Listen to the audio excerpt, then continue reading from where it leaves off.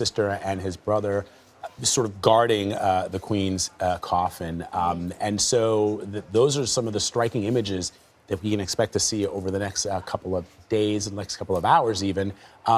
There are thousands of people, as you know, Lana, that are expected to be there. What's the police presence like to your eye? Well, just to follow up on your other point, Vlad, there have been so many of those striking moments when the king first arrived here at Buckingham Palace and got out of his vehicle and just really intermingled with the public. When the Queen arrived here last night, we were so fortunate to be a part of all of these moments. And others in the general public want to be part of these moments as well. And so there is a significant security presence here. We've seen guards going by. There was a dog that came and sniffed out all of our equipment earlier. But for people who are queuing up, and we expect that there could be hundreds of thousands of people who want to try and pay their tribute to the Queen, they're actually in such an organized fashion getting wristbands because they expect that the wait will be hours. They're cautioning officially here that the wait could be as long as 30 hours in line. So people are getting these wristbands so that they're able to leave the line, go to the bathroom, get a bite to eat before coming back, because it really is shoulder to shoulder. Yeah, and as you mentioned, that moment when the king, along with his brothers and sisters, stood guard around her casket in Edinburgh was just really, really beautiful. I've never seen anything like that, and I suspect, Lana, over the next couple of hours, the next couple of days, we're going to be presented with a lot of images that many Britons have not seen since the death of Winston Churchill. In their lifetime. Right, which was the last time there was Absolutely. a state funeral. Lana Zach for us there outside of Buckingham Palace. Lana, thank you very much. We'll talk to you a little bit later. All right, let's go over to Anne-Marie, who is at the touchscreen. Yes, with Amanda Foreman. Thank you so much for joining us. You've been sort of walking us through this whole thing over the past several days, and we want to give people a sense of just how this day will unfold, the next few days will unfold. It's hard to tell with all those sort of tight shots. So the Queen will be leaving Buckingham Palace, where she is right now. And, you know, this is, as you pointed out yesterday, is an environment where she and her family is able to mourn privately. And so now it becomes a public mourning.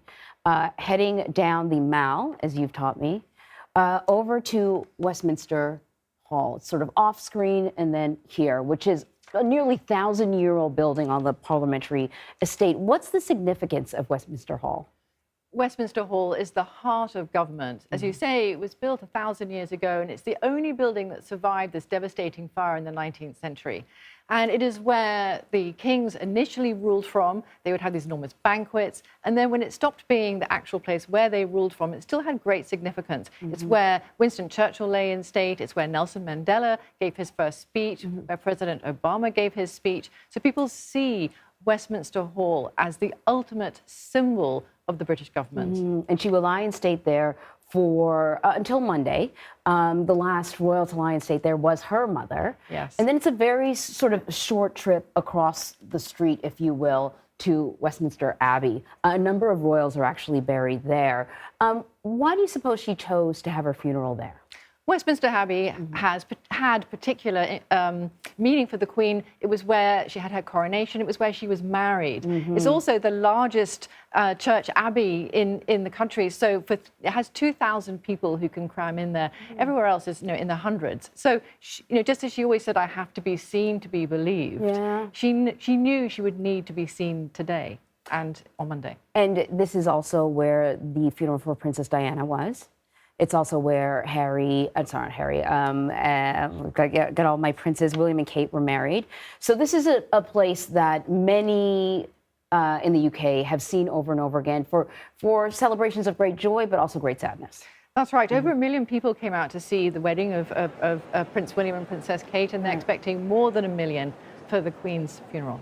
Wow. Okay. And so then after the funeral, she then goes from Westminster Abbey, and I presume traveling once again along the Mall. Yes.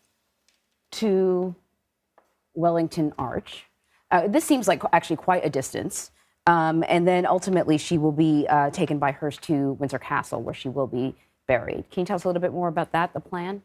Yes, where she's going is the highlights of London. So Wellington Arch and Hyde Park Corner, these are some of the most important parts of London. Hyde Park Corner is where freedom of speech was enshrined.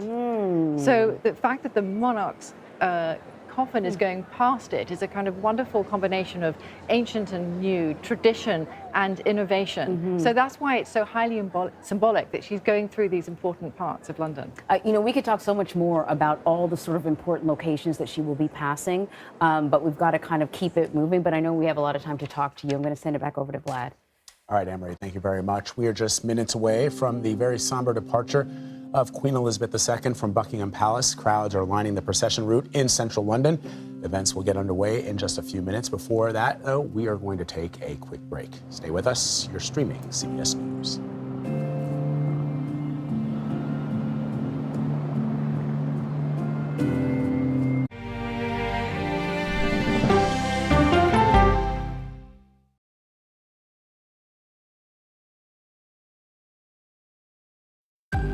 Original CBS Reports documentary. This place is at the very tip of the spear when it comes to Satanism and witchcraft and demonism. Has the church been this divided? Not in my lifetime. They've been radicalized in their approach to politics. United in Christ, divided by politics. We have what I call a cowardly pastor problem because they don't want to get involved in the political situation. Conservative Christianity and Republicanism have grasped hands in a way that's very unhealthy. There are churches whose members have divided over partisan politics. How an evangelical civil war could change the spirit of America. This was a heavily Christian-influenced attack. When we have the ability to say that God is on our side, it allows us to justify all kinds of cruelty. An original CBS Reports documentary, streaming now. I'm Nora O'Donnell in our nation's capital. We're here at the White House with the President of the United States. Thanks for having me. I appreciate it. We've never done an interview like this before. That's correct. Tonight, a congressional investigation sparked by reporting from CBS News. What's your message to consumers? They need help now. Tell him I feel it. The CBS Evening News with Nora O'Donnell from Washington, D.C. on CBS and streaming on Paramount Plus. We will witness yet another moment in history. Want to go someplace new? Yeah, you do. See something new. Learn something new. Meet someone new. Nate B in the house. There's always something new under the sun. CBS Mornings, weekdays. When weather is about to get extreme. We're talking about hail, we're talking about tornadoes, damaging winds. Every second counts. Let's now take a look at what that really means to you. That's why CBS News and the Weather Channel have come together to bring you virtual weather technology so advanced, so real. We can show you what it's going to look like when the storms come through. You'll see what will happen, where it will happen, before it does. Feel the forecast on CBS News. Time to get prepared. People from every corner of America facing challenges. Everyone is just looking for some type of connection. Just raise your hand and say, hey, I'd like to help. Coming together to find solutions. We are going to do something about it. Their stories are our stories. Welcome to Eye on America. Stream now on the free CBS News app. CBS News Sunday Morning with Jane Pauley on CBS. We have an inspiring story that started with a strange act of kindness. Yeah. We found it. You're kidding me? We share stories that lift you up and brighten your day. The Uplift. Stream on the free CBS News app. Stories that inform, inspire, and brighten your day. I've been waiting patiently for something like this. Make every day a little more like Sunday morning. Here comes the sun. Stream on the free CBS News app Tuesday mornings.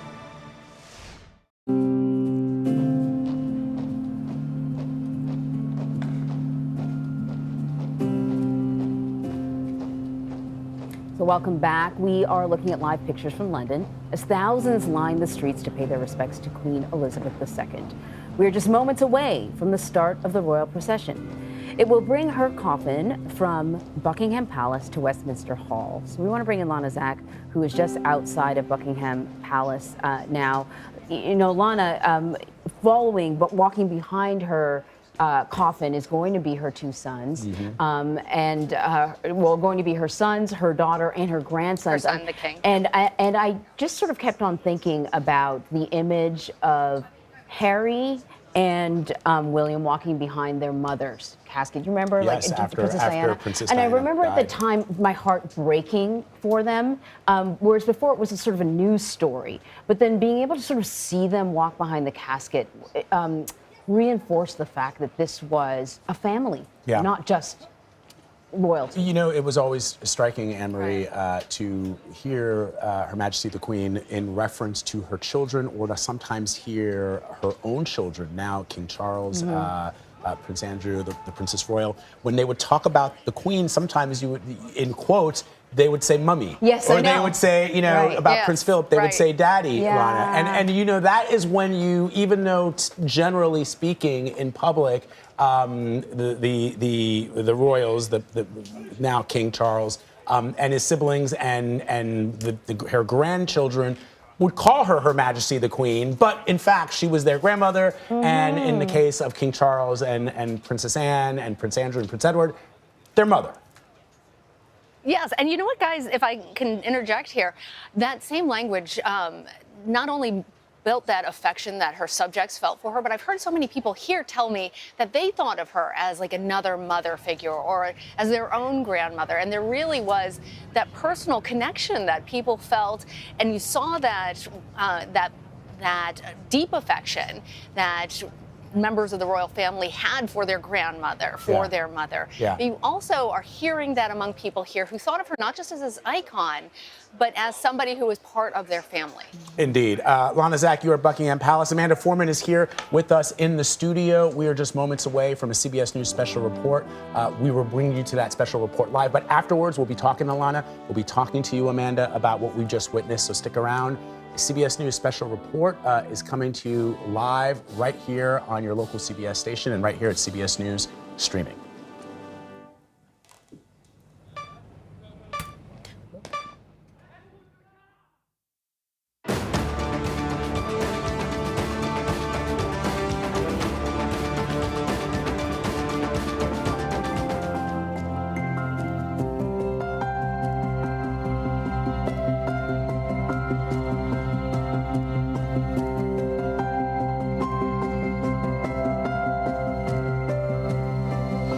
This is a CBS News special report. I'm Nora O'Donnell. We are just moments away from one of the most majestic and historic things that many of us will see in our lifetime.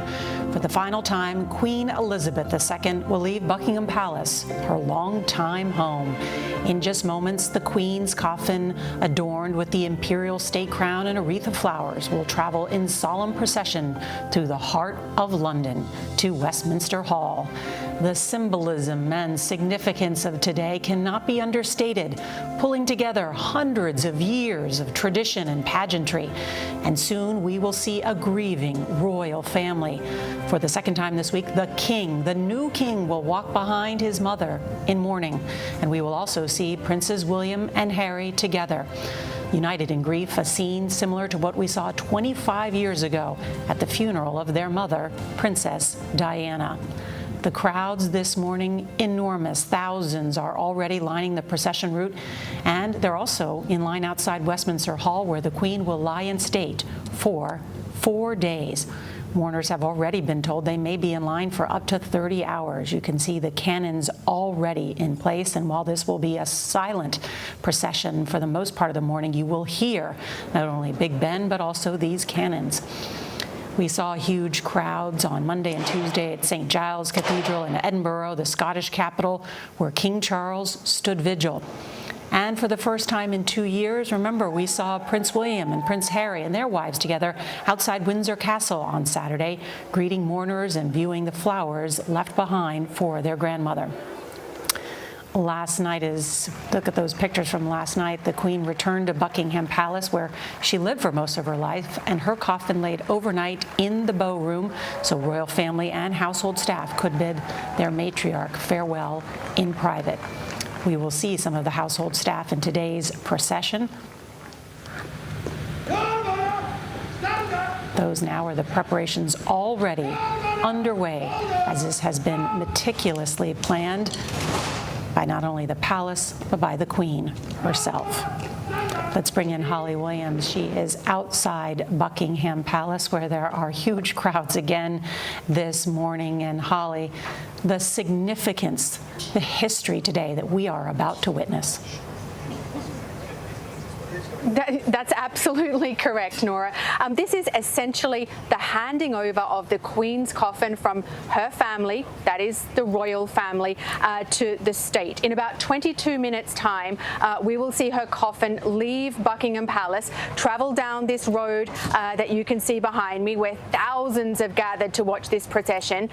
The coffin will be drawn on a gun carriage. It will travel down this road, which is called the Mall, then through horse guards. That is the home, the stables of the household cavalry. Then it will move down Whitehall. That's the home of the British bureaucracy. And it will finish up at around 3 o'clock local time at the Palace of Westminster. That's the home of the British Parliament, where the Queen will lie in state for 4 full days inside Westminster Hall. That is an ancient medieval building that was built in 1097. Now, the authorities here are expecting around 750,000 members of the public to file past the Queen's coffin to pay their last respects, with lines expected up to 5 miles long. As you said last night, we saw that incredibly moving ceremony as the Queen's coffin essentially returned home. She grew up a stone's throw from here in Mayfair. She would have been in and out of this palace as a child, and it was her main home from her coronation through until 2020, when she moved out to Windsor Castle because of the pandemic. There are reports that the royal family had essentially a family dinner last night inside Buckingham Palace. We can't confirm that, but it's hardly surprising. When her coffin returned here to Buckingham Palace yesterday evening, we caught a glimpse of some of the members of the royal family through the windows, through the doorway, including King Charles, as well as Harry and Meghan. Holly Williams, thank you. I want to bring in Wesley Kerr, a former BBC royal correspondent and a historian. And Wesley, I'm thinking about just how historic this is, not only because of Queen Elizabeth II's reign, but also the last state funeral held at Westminster was for Winston Churchill in 1965. Yes, I mean, Winston Churchill's state funeral, in fact, at St. Paul's Cathedral, but incredibly resonant. And of course, Her Majesty was present. It was, I think, the first time that a monarch had been to the funeral of a Prime Minister. So state funerals are incredibly rare in this country. Only for Winston Churchill, I think the Duke of Wellington, Lord Nelson, and for monarchs. But the last time there was a ceremonial procession like we're about to see, and I remember, was for Her Majesty's mother, Elizabeth, the Queen Mother, in 2002. But she was a Queen Consort, not a sovereign monarch. So that wasn't a state funeral. But in the middle of this ceremonial and this history, of course, is a family. So it's been extraordinary balance. So how tough for them all the children, Her Majesty's children, to walk behind in front of hundreds of thousands of people. I think it will take 38 minutes precisely, and on every minute there will be a gun salute from Hyde Park nearby, and also Big Ben, and there'll be a marching band, but solemn music. There'll be the sound of the horses, and at the centre of this majestic gun carriage on which were borne the King's remains in 1952, Her Majesty's father, and her grandfather's remains, draped in the royal standard, and the astonishing sight of the Imperial State Crown, which Her Majesty wore on the day of her coronation, and which she wore to open Parliament. So, this is a great head of state, one of the great heads of state in history, the head of the Commonwealth, the Supreme Governor of the Church of England, the head of the armed forces. So this is the British nation formally saying thank you at the beginning of the obsequies and the lying in state. And of course, religion will also be at the centre of this when the body arrives in the amazing Westminster Hall, as we've heard, dating back to the son of William the Conqueror. So just think of that, the 1090s. And Elizabeth, I think, is the 41st monarch since William the Conqueror. And the monarchy itself goes back 2 centuries before that, both in England and in Scotland. And Elizabeth, like her son Charles, is descended from those previous monarchs. So it is the most astonishing concentration of history in ceremonial. We're seeing our Constitution. That is so well put, Wesley, and that's right. Winston Churchill did lie in state in Westminster Hall, of course, which dates back to the 11th century. The richness of tradition in London, of course, and I want to bring in Julian Payne, is a CBS News royal contributor and a former communications director for the former Prince of Wales, now King Charles. Julian, thank you so much for joining us. And as we think about the Queen's last journey from her home, I'm also thinking about the family, because they will surround the coffin as it makes its way through some of the most important symbols of London. That's absolutely right. In many ways, what we see happening today, as has been said, is the family, her own family, giving the Queen back to the people. So what we'll have had last night was that last private moment for members of her family to gather in quiet reflection, alone, away from the media, away from anybody else, and just have a chance to say what they want to say and to make their own private goodbyes. We understand that they then subsequently had dinner together, and I think that this is a moment when the whole family will have had a chance to perhaps pause and reflect on what has been a very sad time, but an incredibly busy time as well. Don't forget, as soon as one sovereign breathes their last, so a new king or queen is immediately taking over, and for the new king, he has been travelling. He has been obviously in London, but he's been in Belfast, he's been in Scotland, in Edinburgh, in Balmoral. So they have all been moving around, and I suspect last night actually was one of the first times for them all just to take a breath, because such has been the focus on all of them. Today, obviously, the focus moves away from the king, back to the Queen, as she moves to Palace of Westminster, and then begins this lying in state, and the public having its chance to pay its last respects. And as has been noted, those queues have been building up for several days already now. And Julian, why was it so important to bring the Queen back to Buckingham Palace rather than just go straight to Westminster? Yeah, it's a really good point. There's two reasons. One is very practical. As Wesley says, everything is timed with military precision, and in order for these plans to have been put in place over many years, they have always needed to be certain where that stepping off point was. Now, nobody could know where the monarch would ultimately breathe her last, but it was possible for them to plan around a starting point for this final leg of the journey. But also, to be very honest, this is, of course, her home as well. And it is entirely fitting that she should leave her home for the last time, rather than simply be flown straight to this Palace of Westminster to meet members of the public. So it's both a very personal reason, but also quite a practical one as well. Julian Payne, thank you. And we are just minutes away from that procession beginning, so let me walk you through it.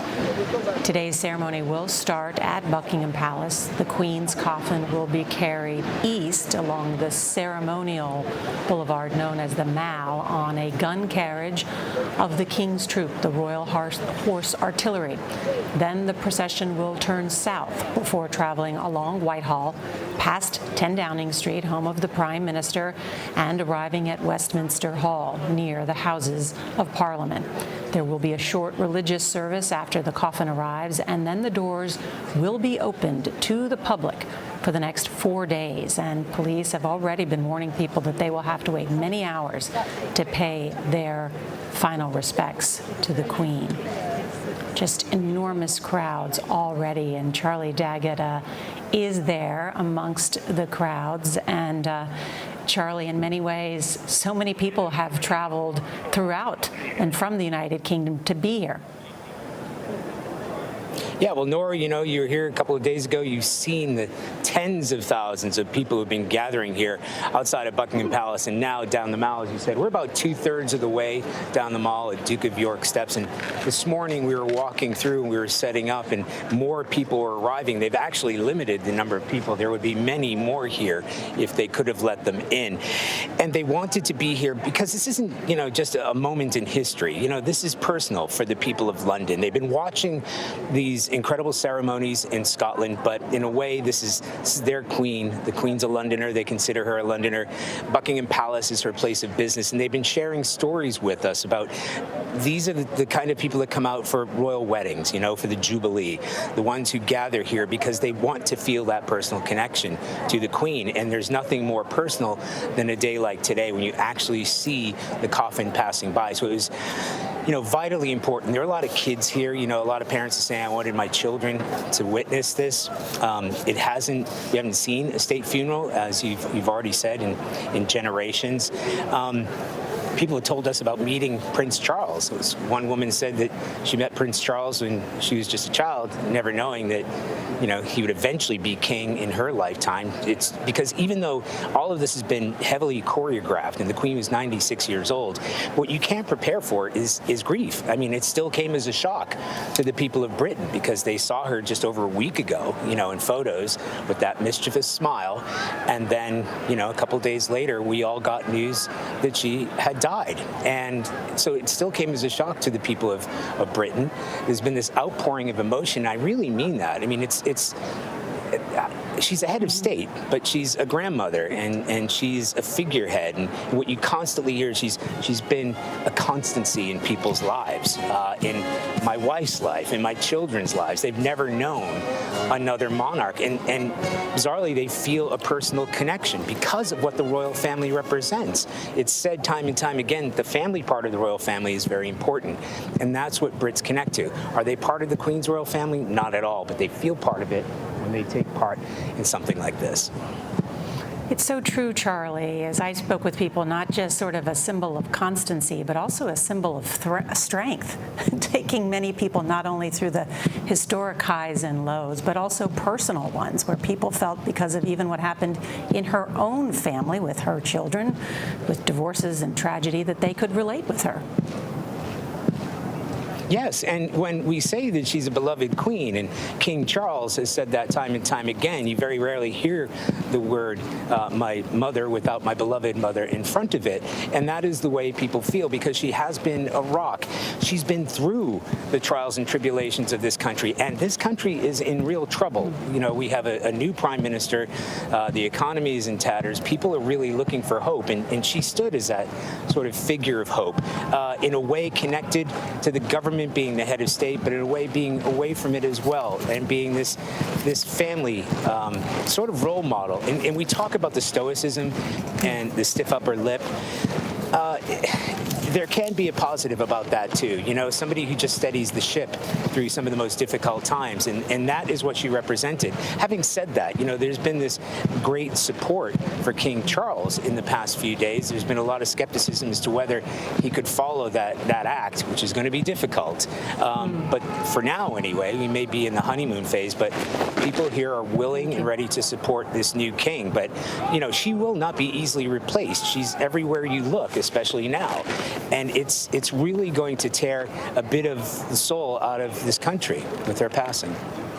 Charlie D'Agata, thank you. Let's bring in CBS News royal contributor Tina Brown. And Tina, you wrote the most incredible piece this weekend in which you talked about the ability of the Queen to stand above the brawling partisan power. She alone could unite the nation in times of national joy or anxiety.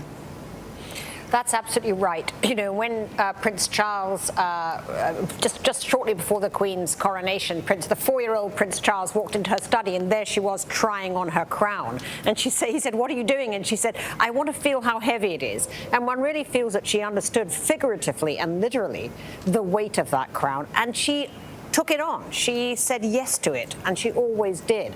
And now, of course, the British public are saying thank you to this extraordinary following of her duty, all of her days. I mean, all the days of her life, as she promised that she would do, and she kept her pledge. As Charles said, it was an appointment with destiny kept, which was a wonderful way to put it.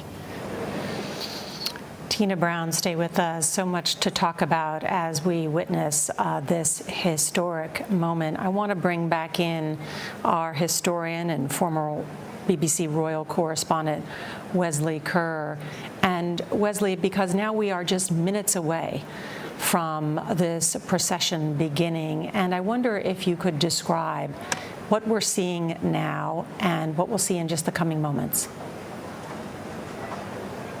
So you're seeing the Mall, obviously, with lots of Union flags along it, and at the end of this grand ceremonial route, the central entrance of Buckingham Palace, the grand entrance. So many times Her Majesty went through that entrance. I remember the day she came back to the palace after Princess Diana died, and that was where she met the crowds. I was standing in exactly the same place. But so many of the great events of this reign have taken place here.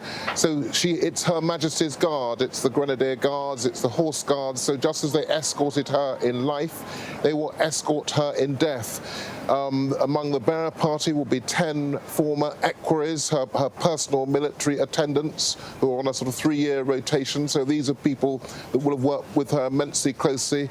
Members of the household, the heads of departments, some of whom I know, Michael Vernon, Tim Knox, they will be marching. But at the head, behind the coffin, will be 10 members of the royal family.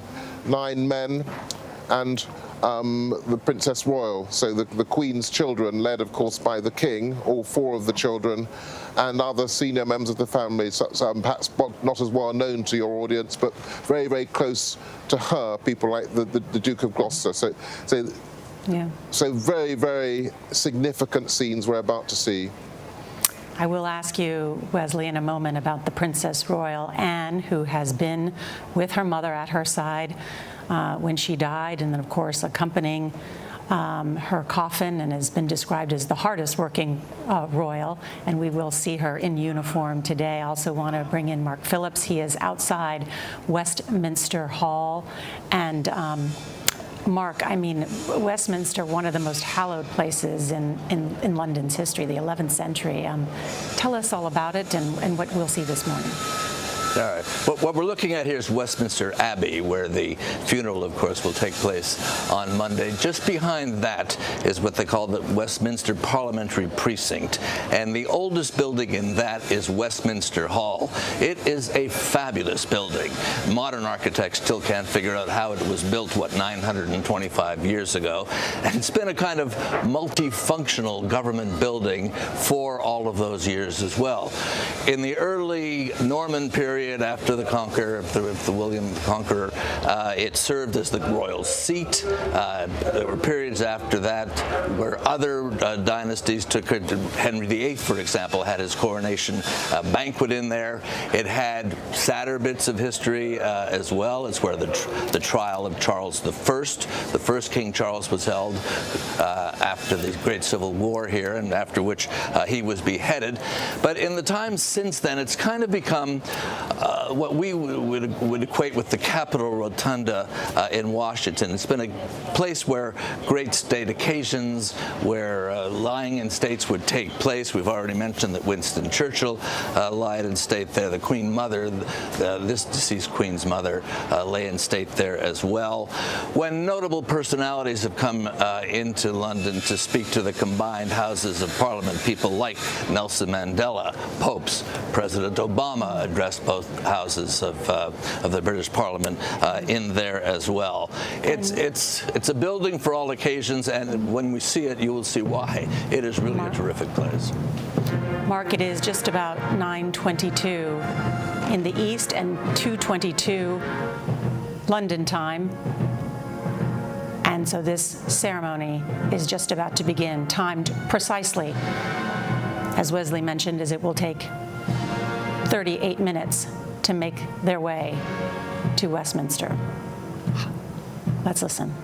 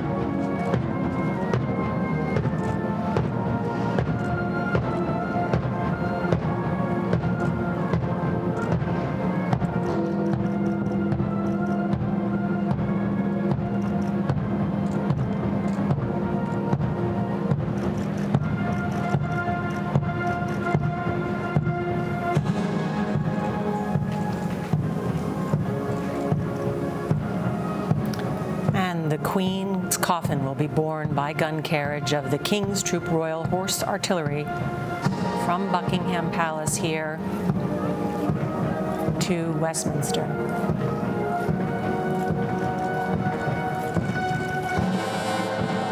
Let's bring in Julian Payne, and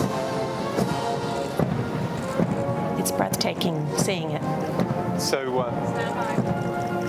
yeah, it's an incredibly powerful moment we're seeing here. You can feel the emotion suddenly shoot up as we're seeing the military and catching our first glimpses now of the family. And again, that classic scenario where they are discharging their royal duties here. They're aware that they're on display, their military responsibility as well. And of course, at the same time, they are following the coffin of their mother on that final journey. So always that incredible two sides of feeling and emotion happening in their minds at the same time. And of course, in front of the coffin are members of their household, including her private secretary, her master of the household, the Queen's two pages, and of course the palace steward. So all of those people that worked with her week in, week out, who looked after her in many ways week in, week out. Some of those roles, I can tell you, they are people that become almost like family themselves, such as the closeness and the proximity to the sovereign that they have in the duties that they discharge. So in many ways, both the front and the rear of the coffin are surrounded by family, but the two sides of her family, the work side and indeed the personal. Incredibly moving to see this, and of course, as you mentioned, those who worked closely with the Queen there, and then the Queen's coffin followed by close family. There's the Imperial Crown. And the crown is actually sparkling as it goes past. You actually see the jewels sparkling. And I remember seeing Her Majesty arriving at a banquet in Jamaica, and there'd been a power cut, and all you could see was her diamonds sparkling. It's so moving. She's just a few yards from us now. There are 2,868 diamonds on that crown. So powerful. It's very upsetting, actually, I must confess. And there we really, see really powerful. Here come her children. The children. The King leading the procession. King Charles III, his sister, separated by just 1 year, the Princess Royal Anne, then Prince Andrew in mourning coat, and then Prince Edward. Tell me about the symbolism. Yeah, Holly, talk about the symbolism of this. Yeah, extraordinary symbolism, Nora. Not just the coffin draped in the royal standard, that imperial state crown that Wesley just referenced, but the flowers on top of the coffin. We heard a little earlier from the palace that wreath includes white roses and white dahlias, but also foliage from some of the Queen's residences. So pine from Balmoral. Balmoral Castle is, of course, where she died last Thursday, and lavender and rosemary from Windsor Castle. I'm also just struck by the family members we can see walking behind the coffin. As you can see, the front row, those are all her four children, Charles, Edward, Andrew and Anne. And then in the next row, some of her grandchildren, including both William and Harry. And I think that American viewers will be particularly interested to see Harry there. Of course, he was always going to be there, just as he was present at his grandfather's funeral, walked behind his grandfather, Prince Philip's funeral, coffin at his funeral last year.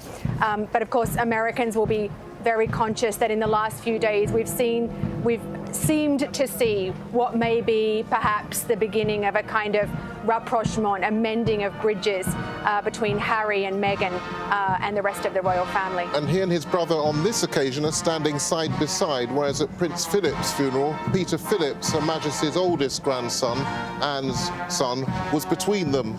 So they're walking together on this occasion, which they haven't done through these streets since their own mother's funeral. I want to bring in Tina Brown on that. And Tina, just as you see this incredible moment in history, and then to see these two brothers then united again in grief. It is so powerful because we do remember those images of them walking behind their mother's coffin.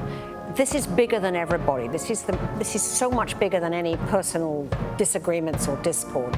And it's also what they know, of course, is exactly what the Queen wanted and planned. She was enthusiastically involved in all of these plans. And it was always her wish to die in Scotland, and that managed to happen.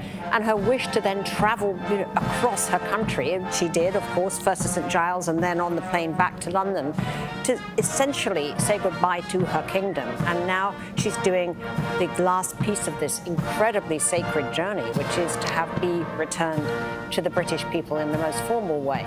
And it's very, an extraordinary poignant to think of her imagining this moment as she was in those last weeks and having those meetings. Princess Anne was there for the last 24 years of her life, and I think has shown huge gravitas and powerful stature during the last few days when she curtsied to her mother's coffin when it arrived, and when she simply has been with her throughout, flying with her.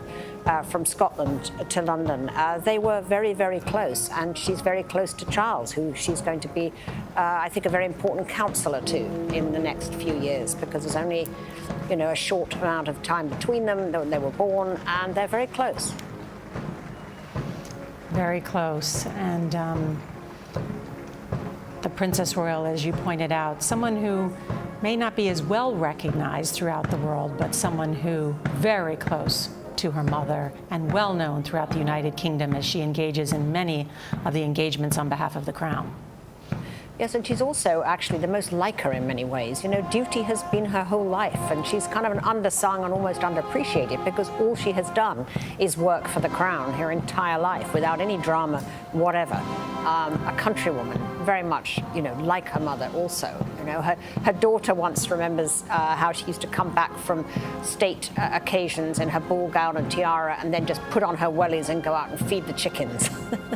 That you could imagine Elizabeth doing as well. Tina, I must ask you, because the Queen's popularity in the stratosphere, does it transfer to King Charles?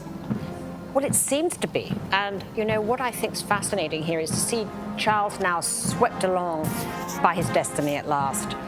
He's trained for 50 years, and you see the impeccable way he's handled every piece of it. He has waited for this moment, but now he's stepped into his destiny, and he's doing it with such incredible aplomb. He's being really greeted pretty rapturously now, and this is a kind of acclaim that he's always wanted, actually. He's never really had. And it's remarkable to see it, that he's finally got the sort of recognition, if you like, and the love, it seems, of the British nation in this remarkable historic hour.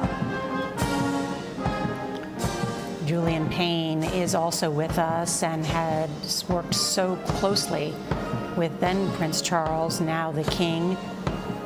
And Julian, this procession is part of the beginning of the goodbye that, of course, then ends with the state funeral on Monday, which will be attended by just about every world leader that can make it. Speak about what you think, since That's you right. know And King Charles so well, what he's feeling today. Yeah, I think that this is a goodbye, this precise event we're seeing here, but it is also, in some ways, it is part of the beginning of a new reign. And picking up on what Tina was saying, I think that when I worked with the King and discussed these things with him, his view has never been, this is something I want, this is something I'm impatient for.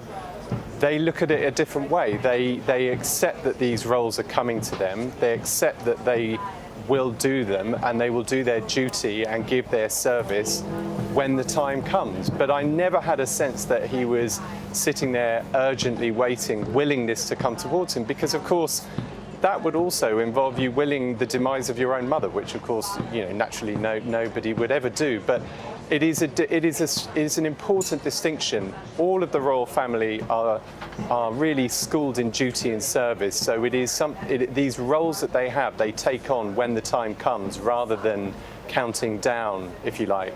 Having his sister, as Tina also said, will be a huge boon for him. When you're in that role, naturally there are very few people who are going to be able to treat you in any way as a sort of equal or give you advice without fearing for their own position. I think certainly she will play a pivotal role. They grew up together. There's a 10-year difference between them and his younger brothers, so they naturally have more shared experience as a pairing. The other person, of course, who we haven't talked about, who will be vital in that, is the new Queen Consort.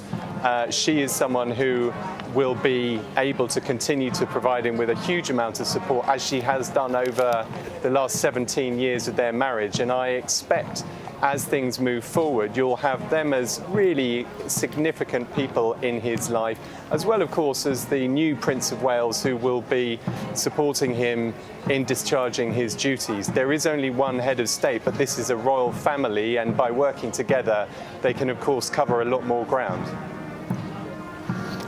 And Julian, describe where the Queen Consort is, as well as other female members of the royal family. So the female members of the family departed slightly earlier and have headed to Westminster Palace, ready to greet the coffin and the other members of the family when it arrives. Traditionally, as Wesley alluded to before, it's been the male members of the family that have followed the coffin. Of course, now we have the Princess Royal, not only because of her military associations, but also because she is the daughter of the Queen. But the other female members of the family will already be at the Palace of Westminster, waiting to receive this party. Tina Brown is also with us, and we have seen the Queen Consort, Camilla, by the King's side in his travels throughout the United Kingdom, as well as his addresses to Parliament in Scotland and, of course, in Britain. And what kind of Queen Consort do you think she'll be? I think that Camilla is going to be absolutely beloved. In some ways, she has something of the relatability of the Queen Mother, who had so much charm and grace and humor. That's kind of very much like Camilla, really. I mean, I do feel that Camilla has that slight air of almost sort of dazed, it's almost a surreal moment for Camilla because, for most of her life, she never imagined herself in this role, whereas Charles, of course, has known this was going to be his role. So she's fulfilling her duties extraordinarily well, but also it's head-spinning for her, I am sure, however much she has prepared for it. Now she has a whole measure of different kind of responsibility and profile, obviously, than she did when she was Duchess of Cornwall. She is the Queen Consort, and she's, in her 70s, and this has happened. And she is, it's her destiny kept as well, it seems. I also just struck Tina in thinking about this, that Queen Elizabeth is one of the final female matriarchs of the House of Windsor. Queen Mary, the Queen's mother. I mean, what does that mean? Well, actually, it turns out that women are very good at this job, all right? I mean, Queen Elizabeth I, Queen Victoria, Queen Elizabeth II, and now we've got, Charles, William, and, everything going the same, King George. Yes, it's going to be a long time since we have another sovereign queen. And perhaps that also, contributes to the sort of sui generis, astonishing, halo really around Queen Elizabeth II. Well, that's what I'm struck by, because in conversations that I've had with, many academics and former prime ministers, the power in some ways of the Queen Elizabeth II's reign, not only her constancy and strength, but also her ability to use soft power, and most notably, of course, in Northern Ireland. And I want to bring Wesley in on that because the significance of her reign as not only as David Cameron called it, the world's greatest public servant, but also a diplomat. Yes, I think Northern Ireland is a very good example of that domestically, and also the fight against apartheid would be another golden thread running through her reign and her role in the Commonwealth. So in Northern Ireland, having had that terrible thing happen of her cousin and Prince Philip's uncle, Lord Mountbatten, killed in the most horrible bomb blast in August 1979, and really it was almost a civil war, and there were often explosions here. It's 40 years since soldiers were killed here in these parts in central London in explosions. But she led the reconciliation and was prepared to meet the leaders of Sinn Féin, some of whom it was thought had possibly supported some of these atrocities, but she was prepared to meet those same leaders. And the visit to Ireland was an amazing triumph, the visit to the south of Ireland, the Republic, and she meant many times to the north of Ireland, of course, at least 20 times. Then in terms of her global role, the Commonwealth was very much pitched as an anti-racist organisation, an organisation in which the former empire, these became equal countries, independent countries, and very much she spearheading that personal friendship with Nelson Mandela, perhaps behind the scenes working to moderate the policies of Margaret Thatcher, who perhaps took a different line on sanctions against the South African regime. So yes, there was soft power, but there was a very delicate and steely application behind the scenes of what we might call hard power.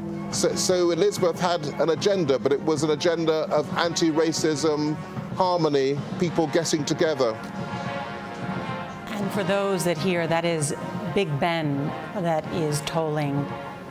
And while you hear some of the music from the band, the guns and the bell and the clopping of the horses, there is mostly silence on the streets there. We saw, there's King Charles, of course, along with his siblings, the Queen's children, and then behind them, the grandchildren, including the heir to the throne, the new Prince of Wales, Prince William, and his brother, Prince Harry, who is not in military uniform. And I want to bring in Mark Phillips on that. And Prince Harry has weighed in on his dress for today. Yes, well, we've seen several shots of the brothers marching along. And what is interesting, I think, to note here is that, while this is a public ceremonial expression of the family's grief, there are also protocols that are being observed here. Some of the royals are in uniform. The king, of course, is uniform. Princess Anne is in uniform. Prince William, now the Prince of Wales, is in uniform. But Prince Harry is not in uniform. He's in civilian clothes. And Prince Andrew is also not in uniform. This was a kind of trade-off that was made. The family, in this moment of their expression of grief, would be seen together. But because of the history, because of Harry's estrangement from the working royal family, because of Andrew's history with Jeffrey Epstein and the child abuse issues that involved and the payout that he became involved in, he's been pretty well ostracized from any kind of royal duties.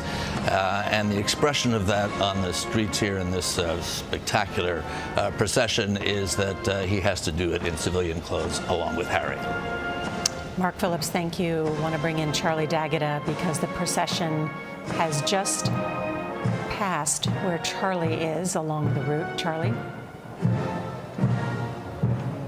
Yes. You know, we heard the band approach. Everybody started craning their necks and getting their cameras out. But then there was this quiet hush over the crowd. I'm going to try to keep my voice down myself to not spoil the moment for the service members here and the crowds who have gathered. The coffin passing is right now making its way down the Mall. You can see the people who are up further are following the funeral as it passes, but probably 4 or 5 rows of people on either side of the Mall have been able to catch a glimpse. And it's not just to catch a glimpse of Her Majesty the Queen, but of King Charles, of the princes, Prince William and Prince Harry as they pass by. And I think it's extraordinary to see how slowly this procession is moving. It took a couple minutes even to pass in front of us, so it really gives people an opportunity to witness it and to observe it, and it underlines a sort of solemn moment. I'm going to step out of the way and get a better look at it. And Charlie, as you mentioned, the Queen's cortege is passing actually a statue of King George VI, the Queen's father. I know Holly Williams wanted to talk about that. Holly? Yeah, Nora, this is probably stating the very obvious, but this sort of thing doesn't happen very often, and especially not when you have a queen who's just reigned for 70 years. The last reigning monarch that this country buried was the Queen's father, George VI, in 1952. And actually earlier today I was watching some newsreel from the 1950s, showing his funeral, also showing him lying in state in 1952 in Westminster Hall, just as the Queen will later today. Remarkably similar sort of ceremonial things going on. My understanding is that a lot of the things we're seeing today really date back to the time of Queen Victoria. And I was actually speaking to a British historian earlier who said that the planning for the Queen's funeral actually began almost immediately after her father was buried, as British bureaucrats started thinking about what went well, what could have been done better. So we've heard that they've been planning for this for years. It seems actually they've been planning for it for decades. And I should point out that it's also a massive security operation. Around 10,000 police on the streets, helped out by 1,500 military personnel. And as we entered this area earlier today, we went through airport-style security. Holly, so and you're there you seeing can now see. the Yes, thank Queen you, Wesley. Consort leaving. They're seeing the Queen Consort, the Princess of Wales, the Duchess of Sussex, the Countess of Wessex, and other senior female members of the royal family leaving from Buckingham Palace towards Westminster Abbey by a different route along Birdcage Walk, and they will get there in time to greet the male members of the royal family and receive the coffin formally. I also expect the Prime Minister and other senior dignitaries will be there, and senior parliamentarians. So it will be the entire royal family greeting its matriarch and handing her on for the lying in state. So one difference between this funeral and the King, George VI, and his father was that their actual funeral was in St George's Chapel, Windsor. So the lying in state was Westminster. They then went by train from Paddington. So what's very unusual is that Her Majesty's funeral will be at Westminster Abbey, but with the committal beside her father, mother, and sister in a side chapel at St George's, Windsor. Wesley, stand by. I want to bring in Imtiaz Tayyab because he's right there where the cortege has just passed Horse Guards Parade. Imtiaz? Nora, you're absolutely right. In fact, I'm really just a few yards away from where the Queen's coffin passed by, and of course, King Charles III, and as well as other senior royals who are very somber looking as they walk past me. As you can see, many of the crowd now trying to follow the procession as well. And really what we've been seeing here, Nora, is a real sense of people feeling so moved by a queen who they've known for their entire lives, this reigning monarch for 70 years. And the people we've been speaking to have been telling us that they wanted to celebrate her life well lived, but they also wanted to come here to say goodbye in their own way, a quiet goodbye. And one of the things that has really struck me while standing here for the time that we have been, Nora, is the number of families that are here, the number of children that are here. We talked to parents and we said, you know, why was it important for you to bring bring your children here? Why was it important for you to bring children, really toddlers even, to this? And they said they wanted their children to say goodbye to the Queen, but also be part of this history. This, in their view, was a history that was so important to obviously this nation, the world, but also for many of the people here. And it's been pretty extraordinary to see the kind of emotion we've seen here. As we've been saying, it's been a mix of emotion. You have those who are feeling very sad, but you have those who are celebrating this life of Britain's longest reigning monarch. Nora.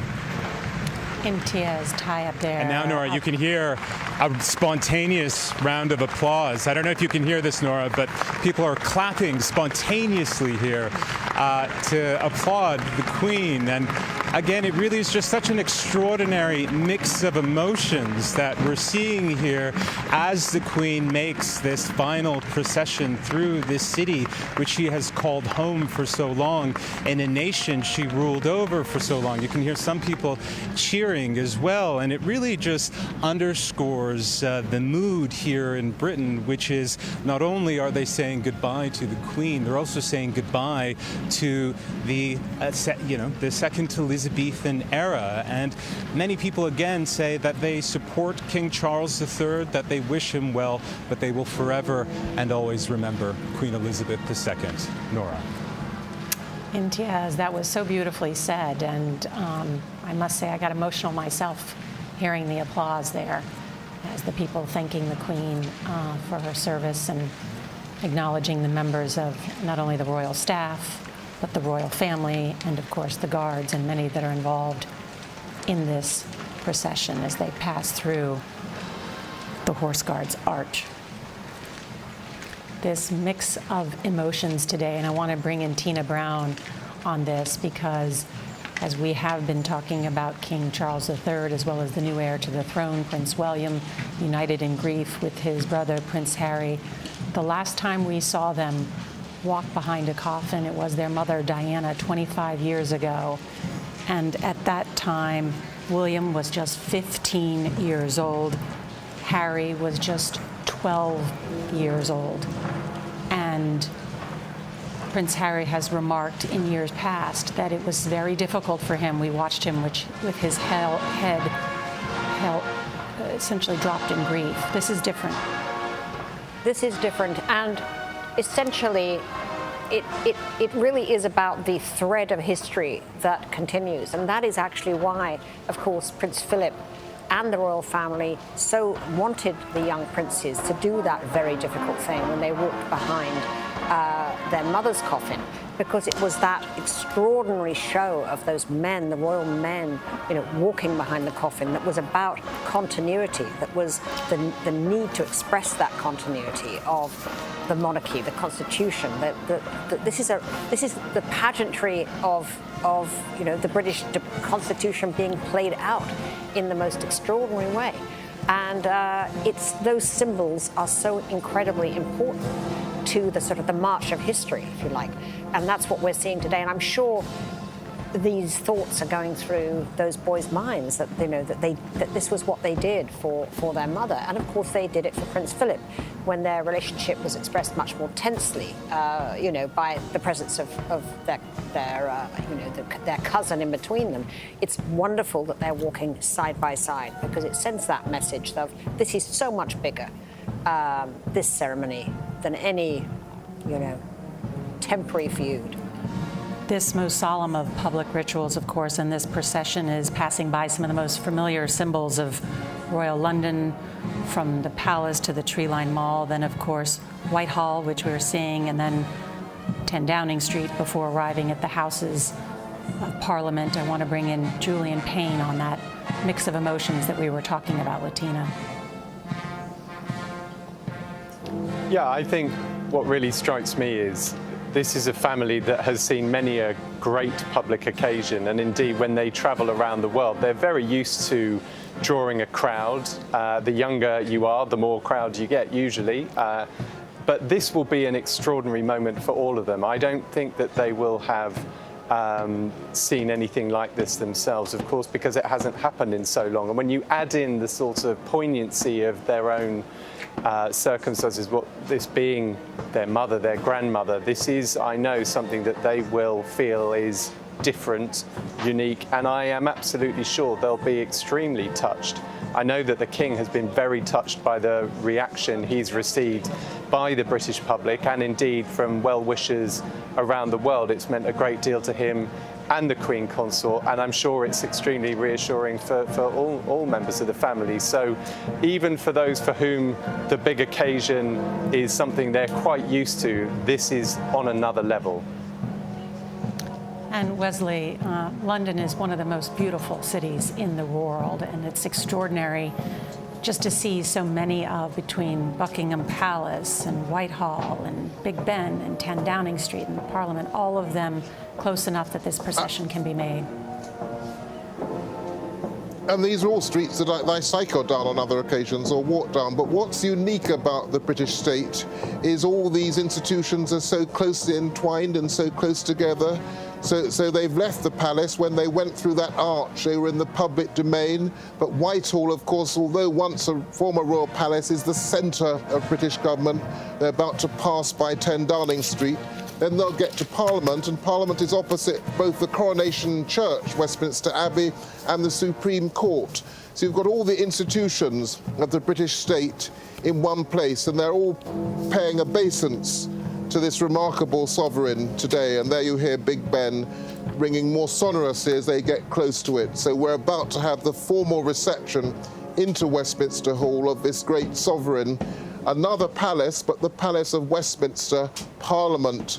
So here we're passing memorial to the women who contributed to the 2 world wars, and we're about to pass the Great Cenotaph, built after the First World War, to commemorate the many millions of people. And each year, that was one of the most important engagements in Her Majesty's diary, was Remembrance Sunday at the Cenotaph, where people from all the Commonwealth countries who also helped win that Second World War. Here we are at the Great Cenotaph, designed by Lutyens. That was so important for Her Majesty. So there's this connection with the past and now with modern Britain. And that's what the family and all these institutions symbolise. It's an amazing example of history and continuity. The arc of her life, spanning such an incredible arc of history in post-World War II. I want to bring in Mark Phillips. She's born 8 years after the end of the First World War. Mm-hmm. Yep. Yeah.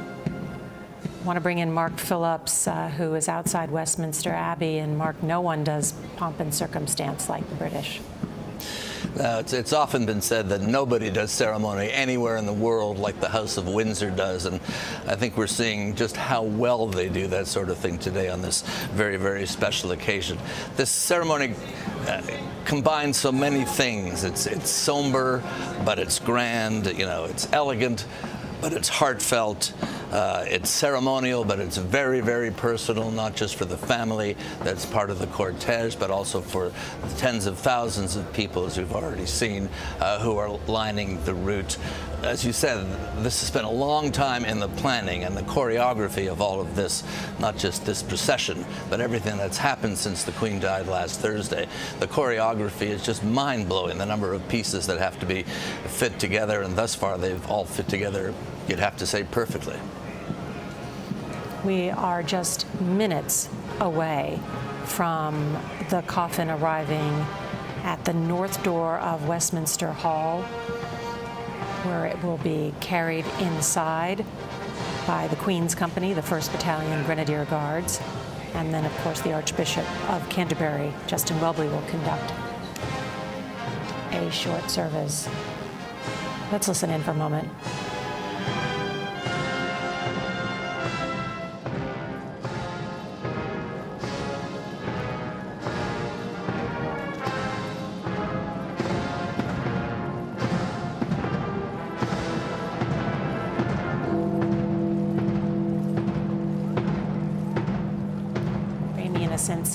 Joins us, and I know, Rami, you spoke with London's mayor this morning.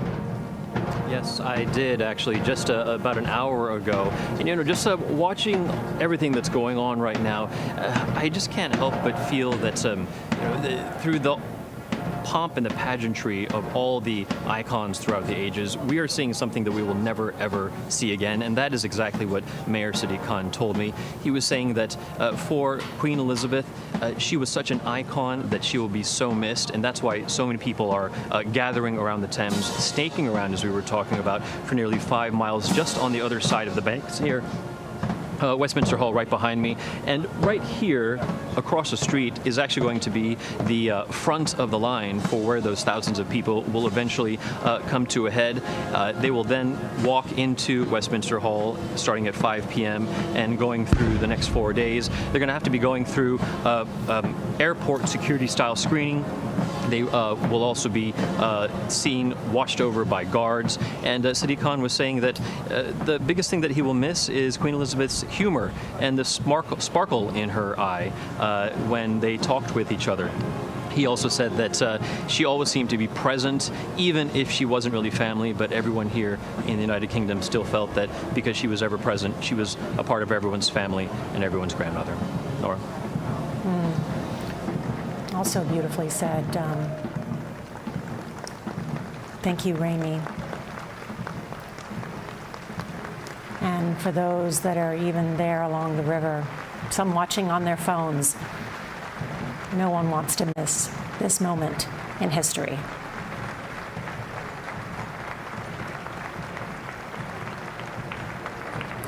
Tina, I'm struck by the applause. It's almost like a thank you. It is an enormous thank you because I think the Queen sort of so epitomized steadfastness. And that is what people so appreciate in a world that is so splintered and volatile and clamorous at the moment with so much partisan discord. She stood above that partisan brawling and stood for the eternal sort of British values of stoicism and duty and service. Her faith was something that was enormously important to her. People also just related to the fact that aside from these great history epochs that she lived through, and let's not remember, she really is our last thread to World War II. One of her advisors said to me that D-Day, which to most people is just a history book memorial, for her was very personal. She always remembered her friends at that time and how they went off, and she didn't know whether she would ever see them again. So she is the thread that connects them to that. But she also had all this, she was the still center of her family, that we always felt the dramas and the sort of, the turbulence and discord of her family would always be resolved in the end because she was there at the center of it, unchanging. And that sense that she isn't there at the center has left people feeling almost sort of spinning in space. And it is remarkable, though, how Charles has stepped into that space with such a natural composure. It's very, very heartening. Thank you, Tina Brown. It is just after 3 o'clock in London, 10 o'clock on the East Coast of the United States, and we are witnessing the final moments of this procession where Queen Elizabeth II, just about 40 minutes ago, left Buckingham Palace, her longtime home where she grew up as a child, and of course where she worked, and now entering Westminster, Big Ben, and they will be greeted soon by family. I want to bring in Wesley again, a historian and former BBC correspondent. This is an emotional final moment. It is, for many people, the last sight for people that can't queue up. I mean, so this has enabled hundreds of thousands of people to see her. As I saw her arriving last night, coming off the road, the car went past my birthplace, and it was a very powerful moment. We burst into applause then. So as she arrives at Parliament, you hear Big Ben, and the tower that Big Ben is now in is called the Elizabeth Tower, which is an extraordinary honour in her name. The other tower is the Victoria Tower. That's where she would enter to open Parliament. So there will be this will perhaps be the first of many memorials. She will be memorialised forever in this great Parliament building where she's arriving now. It was just on Monday when we heard the new king address Parliament, talking about feeling the weight of history. Let's listen in.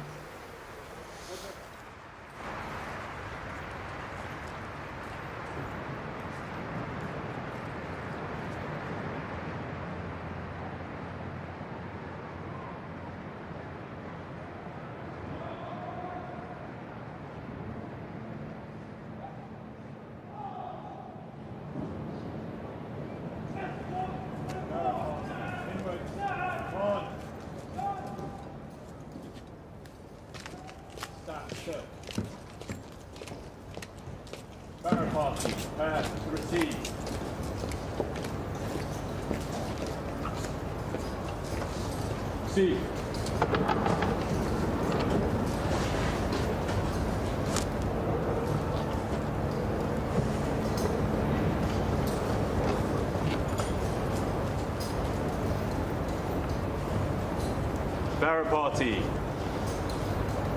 6 paces outwards. March.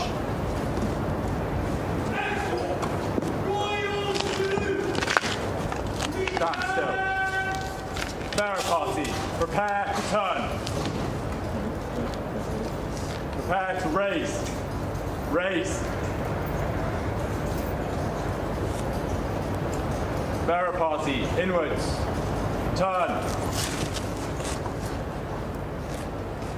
Barrow party, prepare to turn. Turn.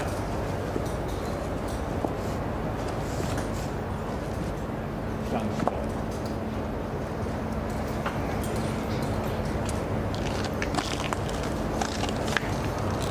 Barrow party, slow. March.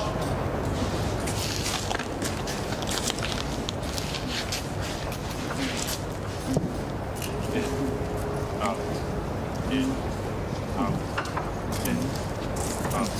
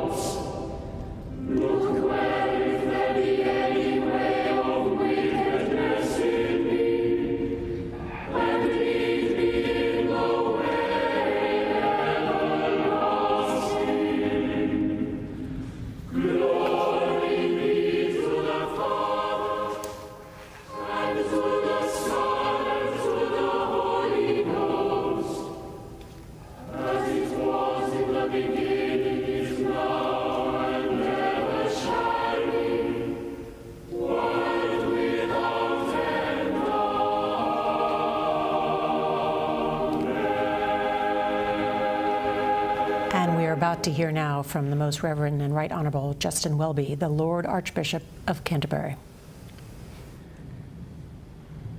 O God, the Maker and Redeemer of all mankind, grant us, with thy servant Queen Elizabeth and all the faithful departed, the sure benefits of thy Son's saving passion and glorious resurrection, that in the last day, when all things are gathered up in Christ, we may with them enjoy the fullness of thy promises. Through Jesus Christ our Lord. Amen. Let not your heart be troubled. Ye believe in God, believe also in me. In my Father's house are many mansions. If it were not so, I would have told you. I go to prepare a place for you. And if I go and prepare a place for you, I will come again and receive you unto myself, that where I am, there ye may be also. And whither I go ye know, and the way ye know. Thomas saith unto him, Lord, we know not whither thou goest, and how can we know the way? Jesus saith unto him, I am the way, the truth, and the life. No man cometh unto the Father, but by me. O merciful God, the Father of our Lord Jesus Christ, who is the resurrection and the life, in whom whosoever believeth shall live, though he die, and whosoever liveth and believeth in him shall not die eternally, who also hath taught us, by his holy apostle St. Paul, not to be sorry, as men without hope, for them that sleep in him. We meekly beseech thee, O Father, to raise us from the death of sin unto the life of righteousness, that when we shall depart this life, we may rest in him, as our hope is that our sister doth, and that at the general resurrection in the last day, we may be found acceptable in thy sight, and receive that blessing which thy well-beloved Son shall then pronounce to all who love and fear thee, saying, Come, ye blessed children of my Father, receive the kingdom prepared for you from the beginning of the world. Grant this, we beseech thee, O merciful Father, through Jesus Christ, our mediator and Redeemer. Amen. As our Saviour Christ hath commanded and taught us, we are bold to say, Our Father, who art in heaven, hallowed be thy name. Thy kingdom come, thy will be done, on earth as it is in heaven. Give us this day our daily bread, and forgive us our trespasses, as we forgive those who trespass against us. And lead us not into temptation, but deliver us from evil. For thine is the kingdom, the power, and the glory, forever and ever. Amen.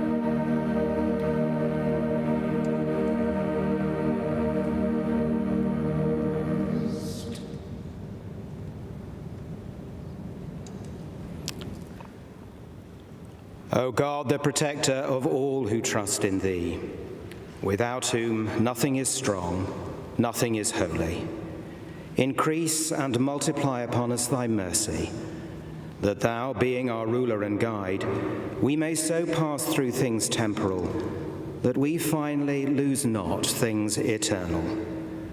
Grant this, O Heavenly Father, for Jesus Christ's sake. Amen.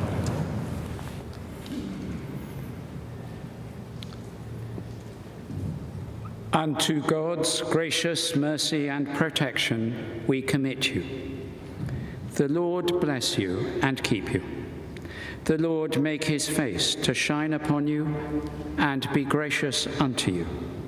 The Lord lift up the light of his countenance upon you and give you peace.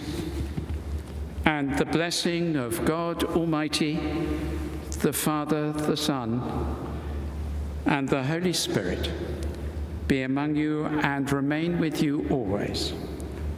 Amen.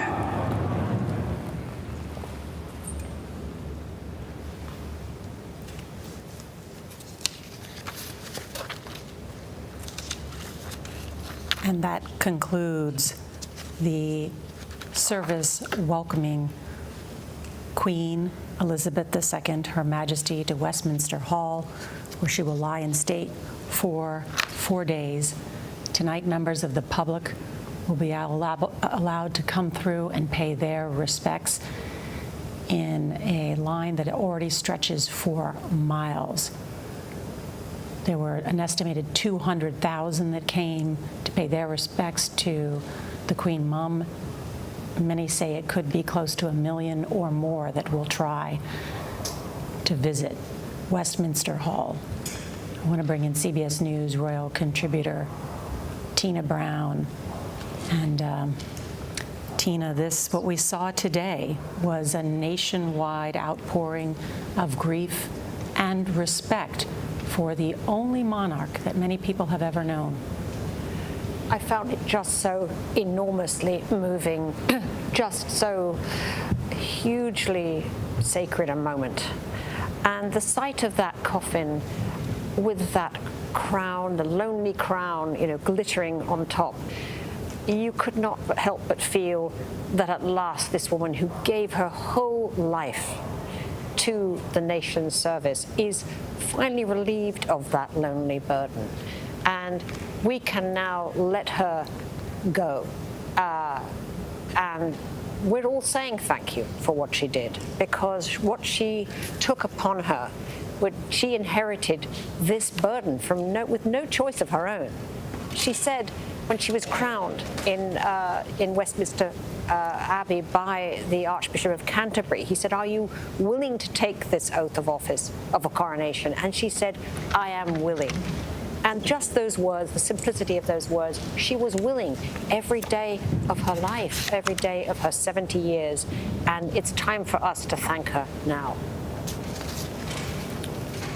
Julian Payne is also with us. And Julian, we see the royal family gathered there, not only His Majesty King Charles III and the Queen Consort, the Queen's other children, but also the grandchildren, the new heir to the throne, Prince William, the Prince of Wales, his wife Kate, Princess of Wales, as well as Harry and Meghan standing in formation. How does this change the family? How does the monarchy change? Well, of course, the monarchy is continuous. So as one sovereign breathes their last, so the new monarch begins their reign. So for the institution of monarchy, that continuity that stretched back over 1,000 years continues without a single break point. But what we'll now see is the family realigning around the new head of the family, which of course is King Charles III. And you've seen that in some of the messages that the new Prince of Wales and the Duke of Sussex have said. They pledged their loyalty to the new king. I think that's incredibly important. I think it's very reassuring for people to see that. And I think gradually, as the nation says goodbye to this incredible monarch, so they will start to align around the new one. And I would just add one thing. This is an incredibly important time for the British public to say goodbye to the monarch themselves. That moment when they get some closure, when they get to say thank you. You can't underestimate in this country how all of us that care about the monarchy feel about that. And it's a really, really powerful opportunity that people will have over these next 4 days to do exactly that.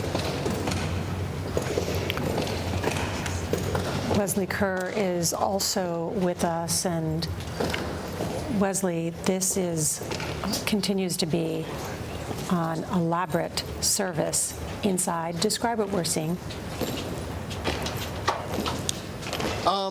These officers are going to take up guard around the catafalque, as it's called.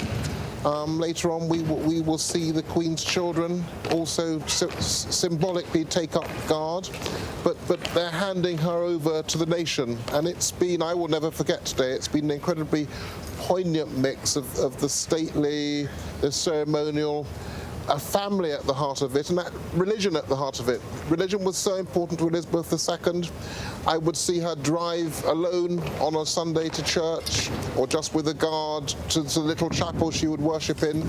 So it's just incredibly powerful. It's ceremonial, but it's that these are children looking up at their mother, and this is our nation saying goodbye to our matriarch, and it's good that there's a few more days for people to say their personal goodbyes as the ceremonial continues.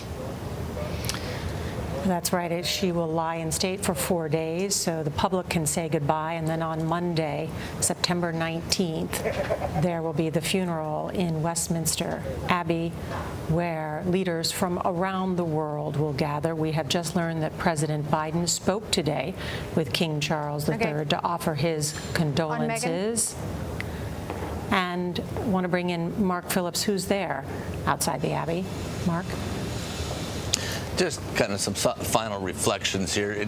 Whether you're a monarchist or not, this is the kind of event that really demonstrates what the role of the monarchy is in this country. It's kind of the encapsulation of the soul of the nation, the image of the nation. It's a personality that people can feel an affinity to without any political mix one way or the other. This was a kind of unabiding and kind of uncorrupted show of affection for a woman who everybody feels has done as good a job as possible to do over the longest period where it's ever been done. We keep saying that, but it's worth repeating. This was a very fitting, somber, yet heartfelt procession, and now there'll be 4 days where the crowds are expected to be enormous, as many as you say, perhaps up as far as 1 million people coming to express their affinity to this remarkable woman. Holly Williams, your quick thoughts? Nora, I was struck by the young choristers singing during that service. What extraordinary memories they'll take from this. I was also struck by the very prominent place of Meghan, Duchess of Sussex. This funeral seems to have helped bring this family together. And what more can you hope for from a funeral? That it brings a family together and brings a nation together. After the 4 days of lying in state, the Queen's funeral will take place Monday at Westminster Abbey. Queen Elizabeth will then be brought to St. George's Chapel in Windsor Castle to be laid to rest alongside the Queen Mother, King George VI, her sister Princess Margaret, and her husband Prince Philip, who died in April last year. Our coverage will continue on CBS Streaming, your local news, and we'll have a full wrap-up tonight on the CBS Evening News. Many of you will return now to CBS Mornings, and on Monday we'll have full coverage of Queen Elizabeth II's state funeral at Westminster Abbey. This has been a CBS News special report as we watch King Charles III and the Queen Consort thank the Archbishop of Canterbury as he begins his new reign. For all of our colleagues around the world, I'm Nora O'Donnell.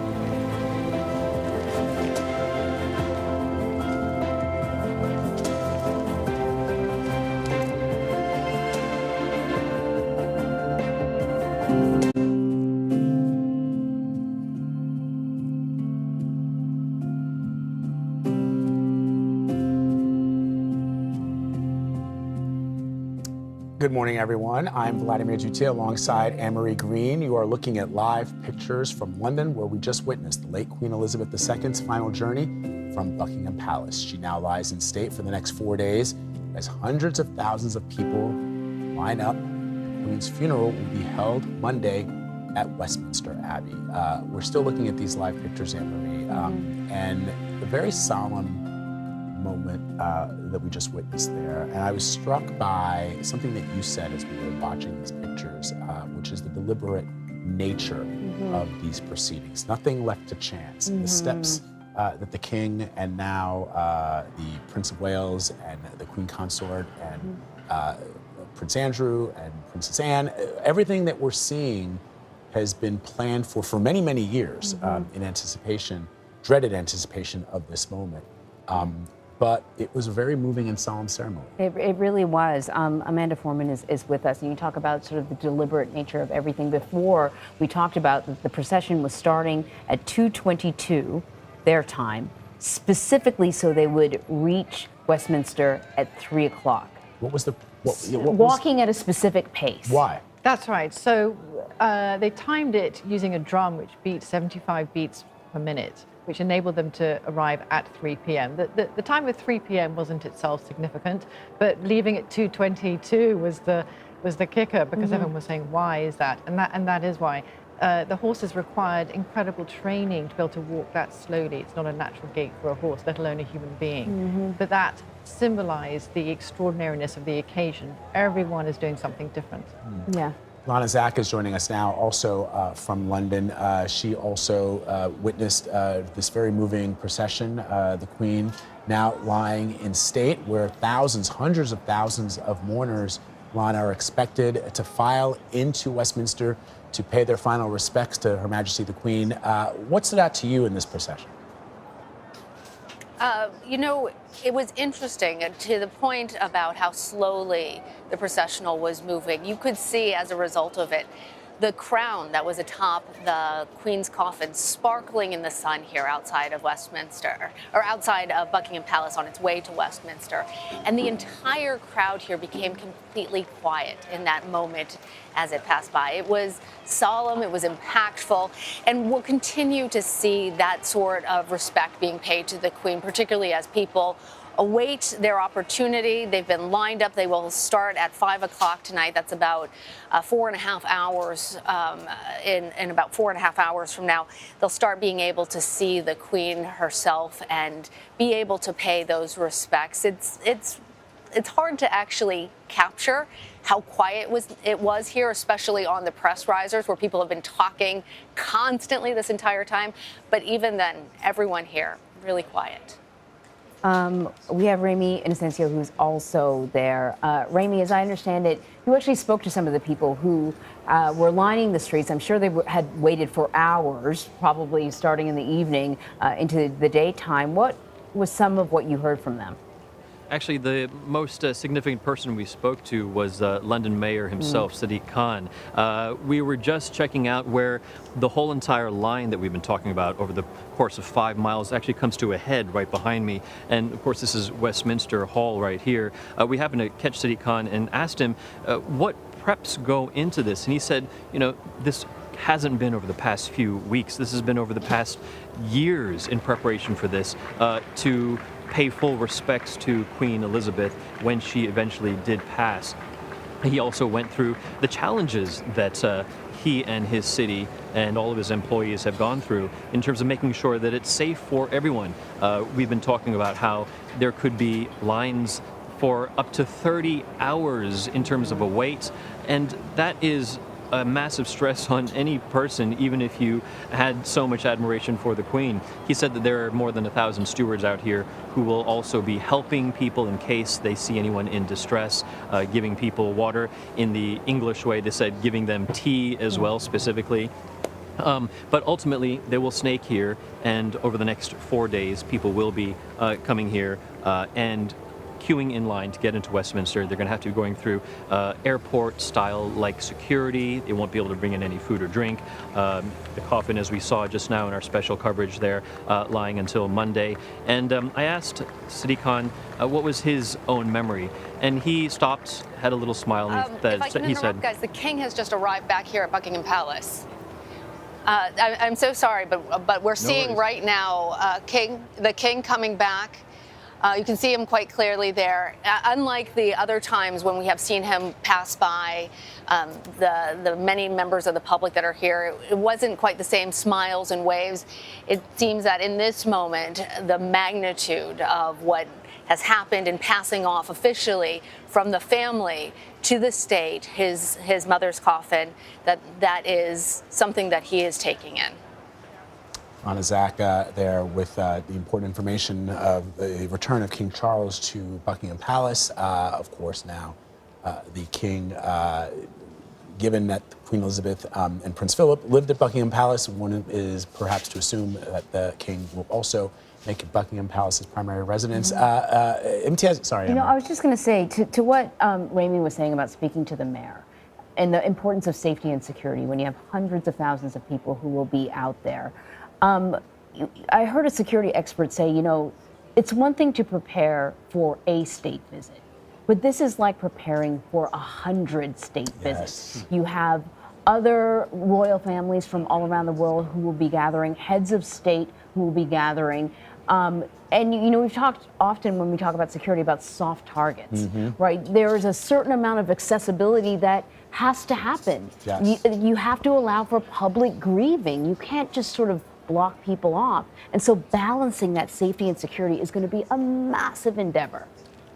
Absolutely right. And in fact, our Imtiaz Tayeb is along the streets of London where he has been able to see some of those security precautions in place and also had the opportunity to speak to the thousands of people that have lined the streets to watch the Queen's funeral procession. Imtiaz, what can you tell us of what you've seen? Vlad, Anne-Marie, so good to talk to you. You're absolutely right. We got here very, very early this morning. As you can see, this is where the Queen's procession passed through. We were standing right here when that very slow procession moved past. Of course, King Charles, his sons, Princes William and Harry, and indeed other senior members of the royal family walking past, looking very solemn as well. And of course, the Queen's coffin with her crown resting on top of it. And again, Vlad and Anne-Marie, one of the things that struck me as we were standing here and talking to people who from all over the United Kingdom and indeed from all over the world who came here to bid their final respects to a woman who has reigned for 70 years, for longer than most people's lives, and of course had this extraordinary life. And the people that we saw here said they just wanted a moment to have their last quiet goodbye.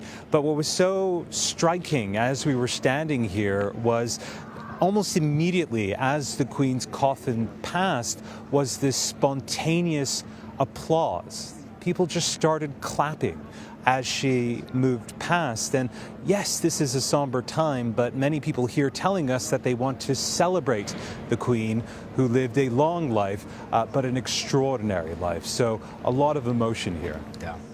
Amanda, we heard Lana talk about the crown capturing the light, the sunlight, and glittering. And you told us earlier about the wreath, that it is filled with some of her favorite flowers. What can you tell us about the crown?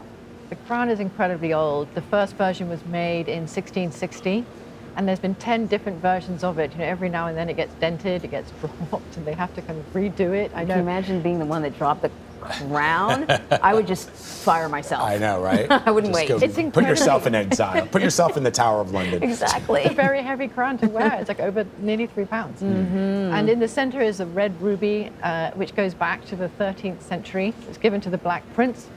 It saved the life of King Henry V.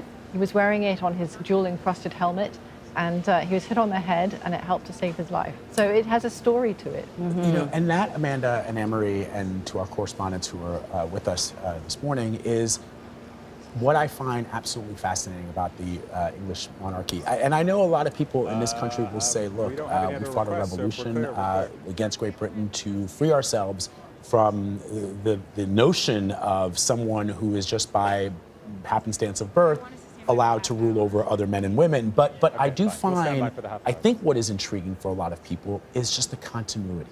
And we talked about that earlier.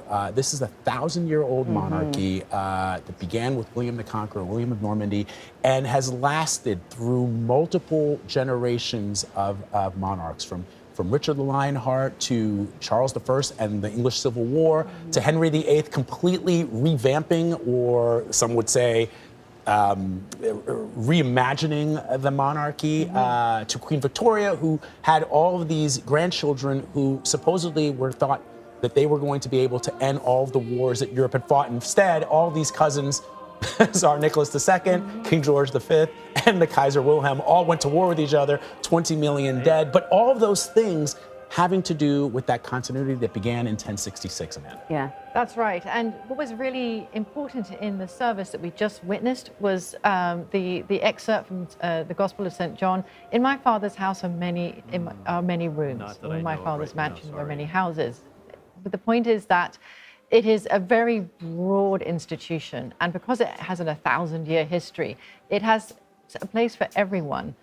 Throughout the kingdom, we've heard about mosques and Sikh temples and Buddhist temples who have all been saying goodbye to the Queen in their own way, because she was the defender of the faith, but also that encapsulated all faiths. So that diversity is part of this 1,000-year history that we're seeing. I wonder if, sort of dropping everything that you have and going out to say your final goodbye to the Queen, if in part, like what people are doing is weaving themselves into that 1,000-year-old history. That's interesting, Anne-Marie. You know what I mean? Yeah. And it goes to your comment about the inclusivity as the monarchy has evolved. That's right, and that's something that people have said. One of the earliest mourners to line up this morning was a 24-year-old young man named Kush, and it was actually his birthday, and he decided that he wanted to miss his birthday celebrations tonight because he felt that saying goodbye to the Queen was more important. Wow. And that's a good question for our correspondents, if they're still with us. Rami, I'm curious, as you had an opportunity to speak to some of the folks that have lined up, my guess is that for the most part, the people that are there are supporters of Queen Elizabeth. They are supporters of the monarchy, and as Anne-Marie said, they want to see, or they want to be able to weave themselves into this historic moment. But throughout the course of the last couple of days, there have been some people, and we were talking about it earlier, who have also questioned the monarchy, not perhaps necessarily the Queen herself, but the institution of the monarchy. I wonder if you've had an opportunity to speak to some people who either were born in other countries that had to endure Britain's colonial past, its imperialist past, and what they've told you about how they feel at this particular moment. I have actually, indeed, Vlad. And the people we spoke to said that it is about time right now, especially with the passing of the Queen and the accession of King Charles, that countries in the so-called realm, the Commonwealth realm that holds Queen Elizabeth and now King Charles as the head of state, that they have very good reason to cut ties with the crown. Case in point, there are at least 2 Caribbean realm countries who are considering referendums right now. Barbados last year actually cut ties to become the newest republic. And so we're seeing this opportunity, if you will, with what's happening with this change in the monarchy. With that said, you also point out, rightly so, that all the people who are willing to stand in line for so long, up to 30 hours, they are the royalists who want to see history, who want to say a last goodbye to Queen Elizabeth. And if they hadn't been able to meet her in person, and obviously that's so many people, this is their time right now. Amanda, yeah, I was just going to say, Imtiaz, I mean, you know Pakistan very, very well.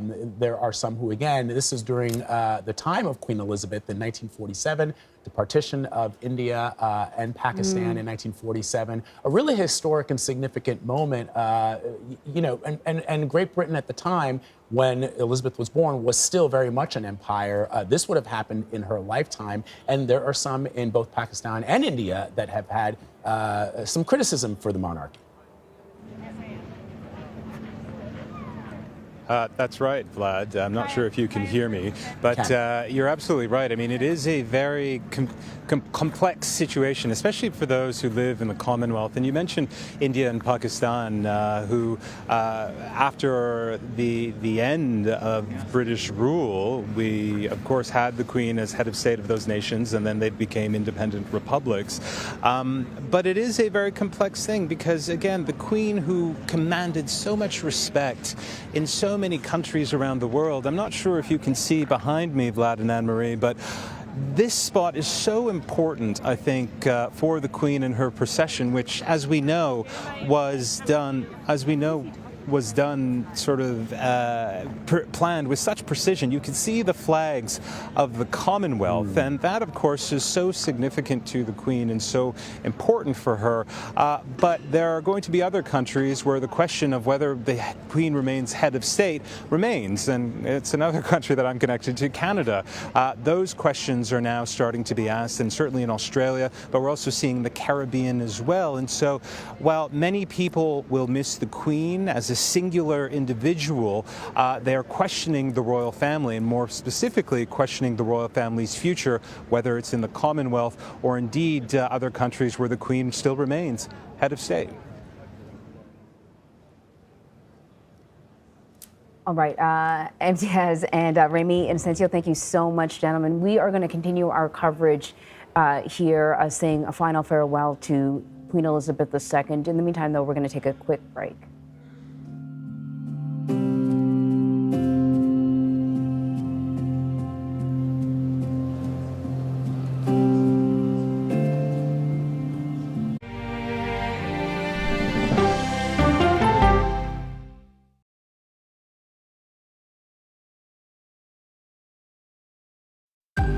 Original CBS Reports documentary. This place is at the very tip of the spear when it comes to Satanism and witchcraft and demonism. Has the church been this divided? Not in my lifetime. They've been radicalized in their approach to politics. United in Christ, divided by politics. We have what I call a cowardly pastor problem because they don't want to get involved in the political situation. Conservative Christianity and Republicanism have grasped hands in a way that's very unhealthy. There are churches whose members have divided over partisan politics. How an evangelical civil war could change the spirit of America. This was a heavily Christian-influenced attack. When we have the ability to say that God is on our side, it allows us to justify all kinds of cruelty. An original CBS Reports documentary, streaming now.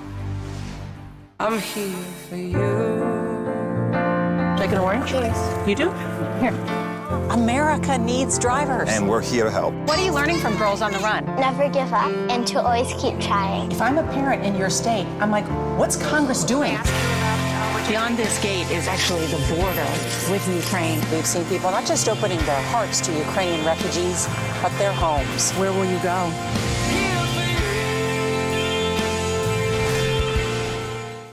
We are so excited, we just can't hide it. Drew Barrymore. Hi, guys. Mayor Savino. Miss Lopez and Mr. Maluma are Reggie. It's the Fonz. Wow. His name is Henry. I know. It's all right. One question. How often do you consume cannabis? CBS mornings are, well, everything your morning should be. Is this a date or we just friends? Here we are, your favorite morning people. CBS mornings, starting at 7.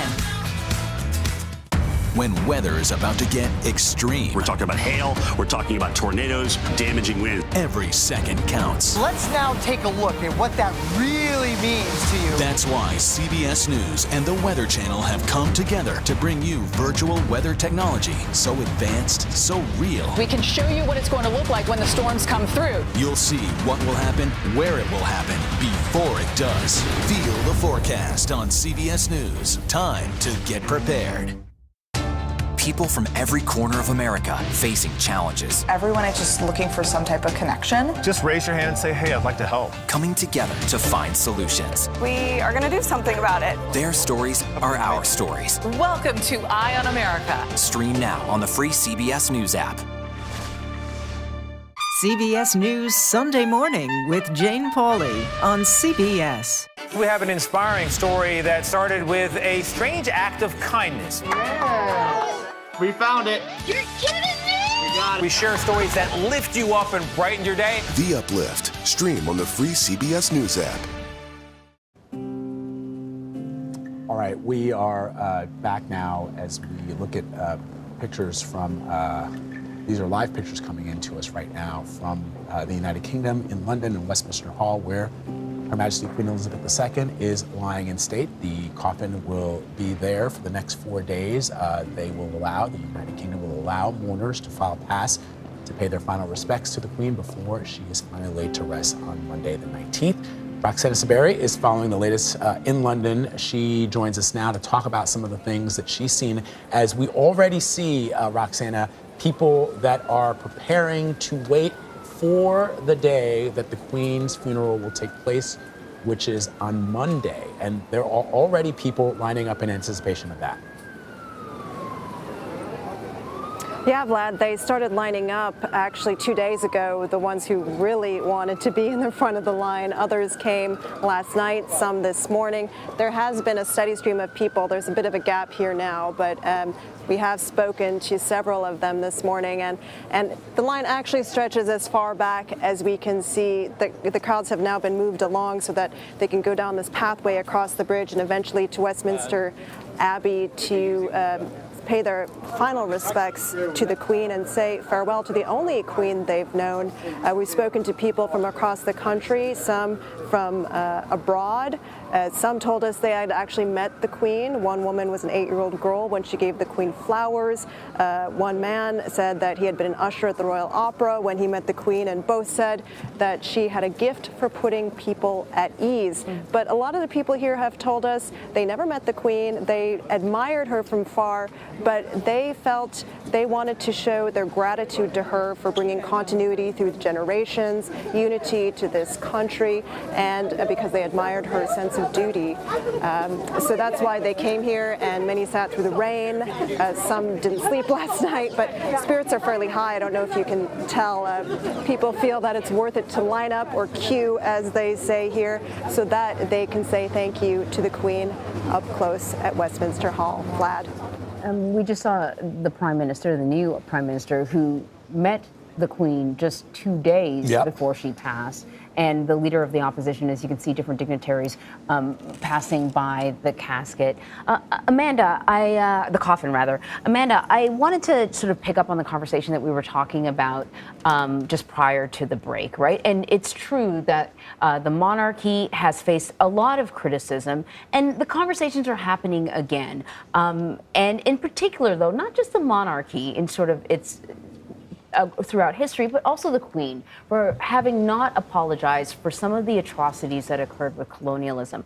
I will point out that when Barbados cut its constitutional ties with the monarchy, then Prince Charles was the one that went to Barbados, and he acknowledged the atrocity of slavery. And, you know, he called it a forever stain on our history, which may indicate some sort of evolution when it comes to how the monarchy is addressing some of the more ugly parts of the history. That being said, what's your response to people who say, look, you know, that crown that the Queen has upon her head, it comes with a dark legacy? What do you say? Well, the past doesn't stand still.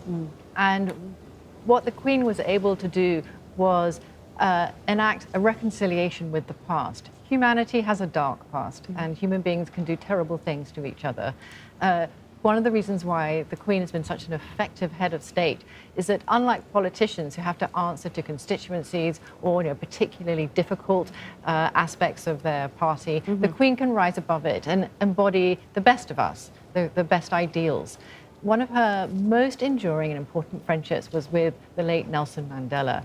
And in fact, he had a special nickname for her that he would call her. It was Motla Lepula. What's that? I don't know what it is, but that was his royal just between secret. the Queen and Madiba. That's right. He was literally the only person on the planet who could arrive in London and call her up and say, "Hello, I'm in town." And it said the last time he did that, he said, "I'm in town." She said, "You didn't tell me, come and stay." I love that. But do we know if she was working behind the scenes? When South Africa was sort of going through its own evolution, trying to shed apartheid, Was she working behind the scenes? Working is probably not the best phrase, because I know she had sort of soft power, if you will. Yes, we do know that now. The British have always been puzzled about why was the Queen so frosty towards Margaret Thatcher, the Prime Minister, when South Africa was frozen out of the country of nations. And because Margaret Thatcher had a much more pragmatic view about investment or whatever, and the Queen did not see it that way. And in fact, she pushed very, very hard for Britain to take a much stronger line. And it was the only time that we know of that the monarchy and the state had divergent lines. So the Queen was incredibly involved, but behind the scenes, in pushing Britain to take a much more overt line against South Africa. Yeah, it's an interesting question, because I think sometimes, and even as we have these discussions about the monarchy and its past, people believe or speculate that the Queen had some ability to move the government. She really didn't. And at the end, she had soft power, as you said, Anne-Marie, but in fact, the government of Great Britain would do whatever it felt was in its best interest in consultation with the Queen, but she couldn't really put her finger or thumb on the scale either way, other than to express her interest or her lack of interest in something. And that's sort of, I think, kind of interesting when we talk about the King Charles III. And this is something, as a royal nerd, I didn't realize. I knew that the monarchs had the ability to take on whatever name that they want, right? And oftentimes that is why they have so many first names when they are born, so that it allows them, especially if you're the heir to the throne, to choose a name that you want. For example, Edward VIII, that wasn't his given name. Right. It was David, but then, so it's kind of interesting to me, and I am intrigued by the fact that Charles chose to keep his given name, Amanda, because the two preceding King Charles I, well, off with his head.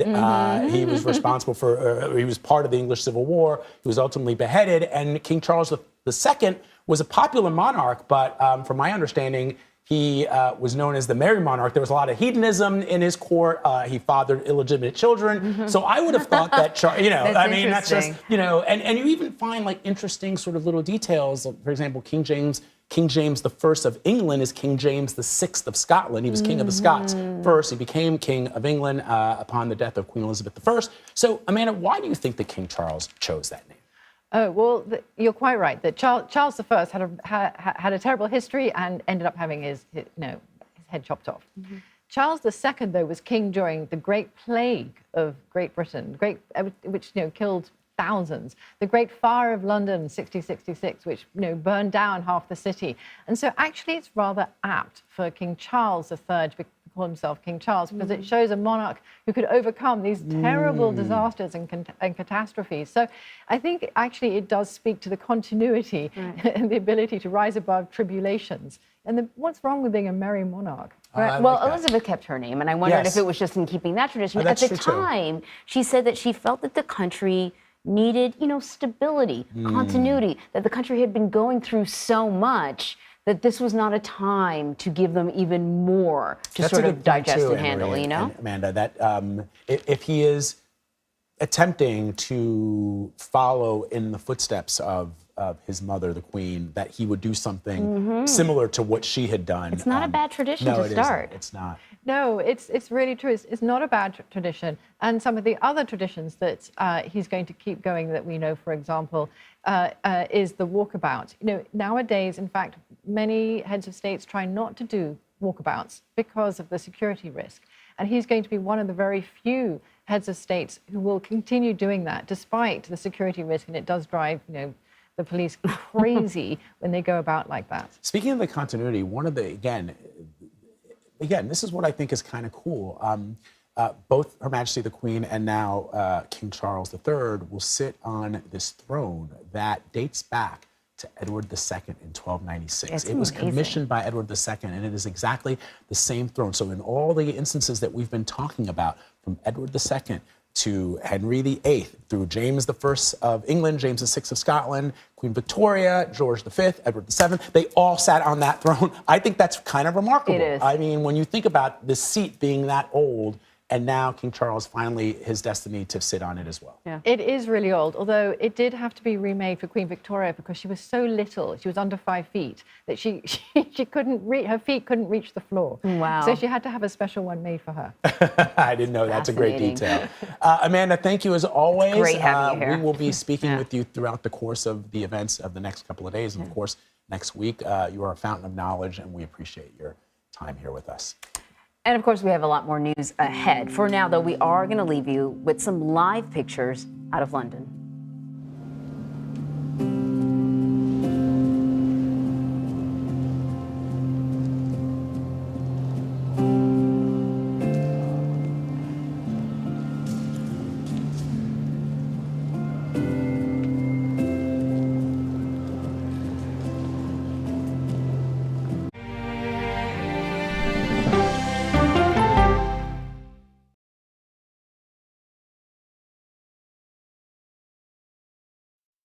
An original CBS Reports documentary. This place is at the very tip of the spear when it comes to Satanism and witchcraft and demonism. Has the church been this divided? Not in my lifetime. They've been radicalized in their approach to politics. United in Christ, divided by politics. We have what I call a cowardly pastor problem because they don't want to get involved in the political situation. Conservative Christianity and Republicanism have grasped hands in a way that's very unhealthy. There are churches whose members have divided over partisan politics. How an evangelical civil war could change the spirit of America. This was a heavily Christian-influenced attack. When we have the ability to say that God is on our side, it allows us to justify all kinds of cruelty. An original CBS Reports documentary, streaming now. I'm here for you. Take an orange? Yes. You do? Here. America needs drivers. And we're here to help. What are you learning from Girls on the Run? Never give up and to always keep trying. If I'm a parent in your state, I'm like, what's Congress doing? Beyond this gate is actually the border with Ukraine. We've seen people not just opening their hearts to Ukrainian refugees, but their homes. Where will you go?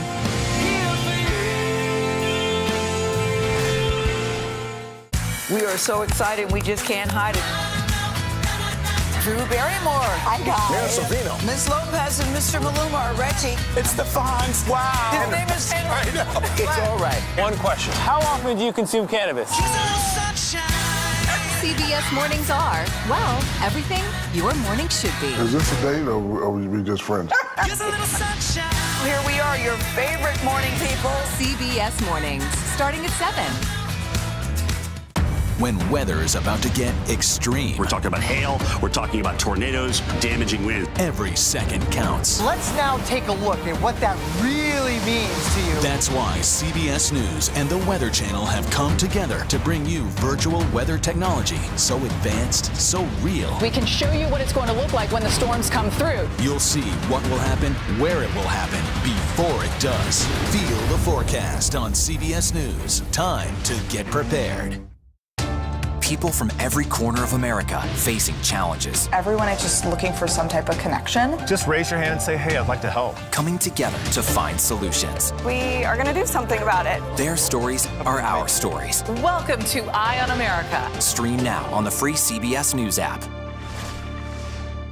CBS News Sunday Morning with Jane Pauley on CBS. We have an inspiring story that started with a strange act of kindness. We found it. You're kidding me? We share stories that lift you up and brighten your day. The Uplift. Stream on the free CBS News app. The people of Great Britain say farewell to their queen as the world pays respect to a celebrated leader. From Queen Elizabeth's remarkable reign to the future of the monarchy, CBS News special coverage streaming now on the free CBS News app.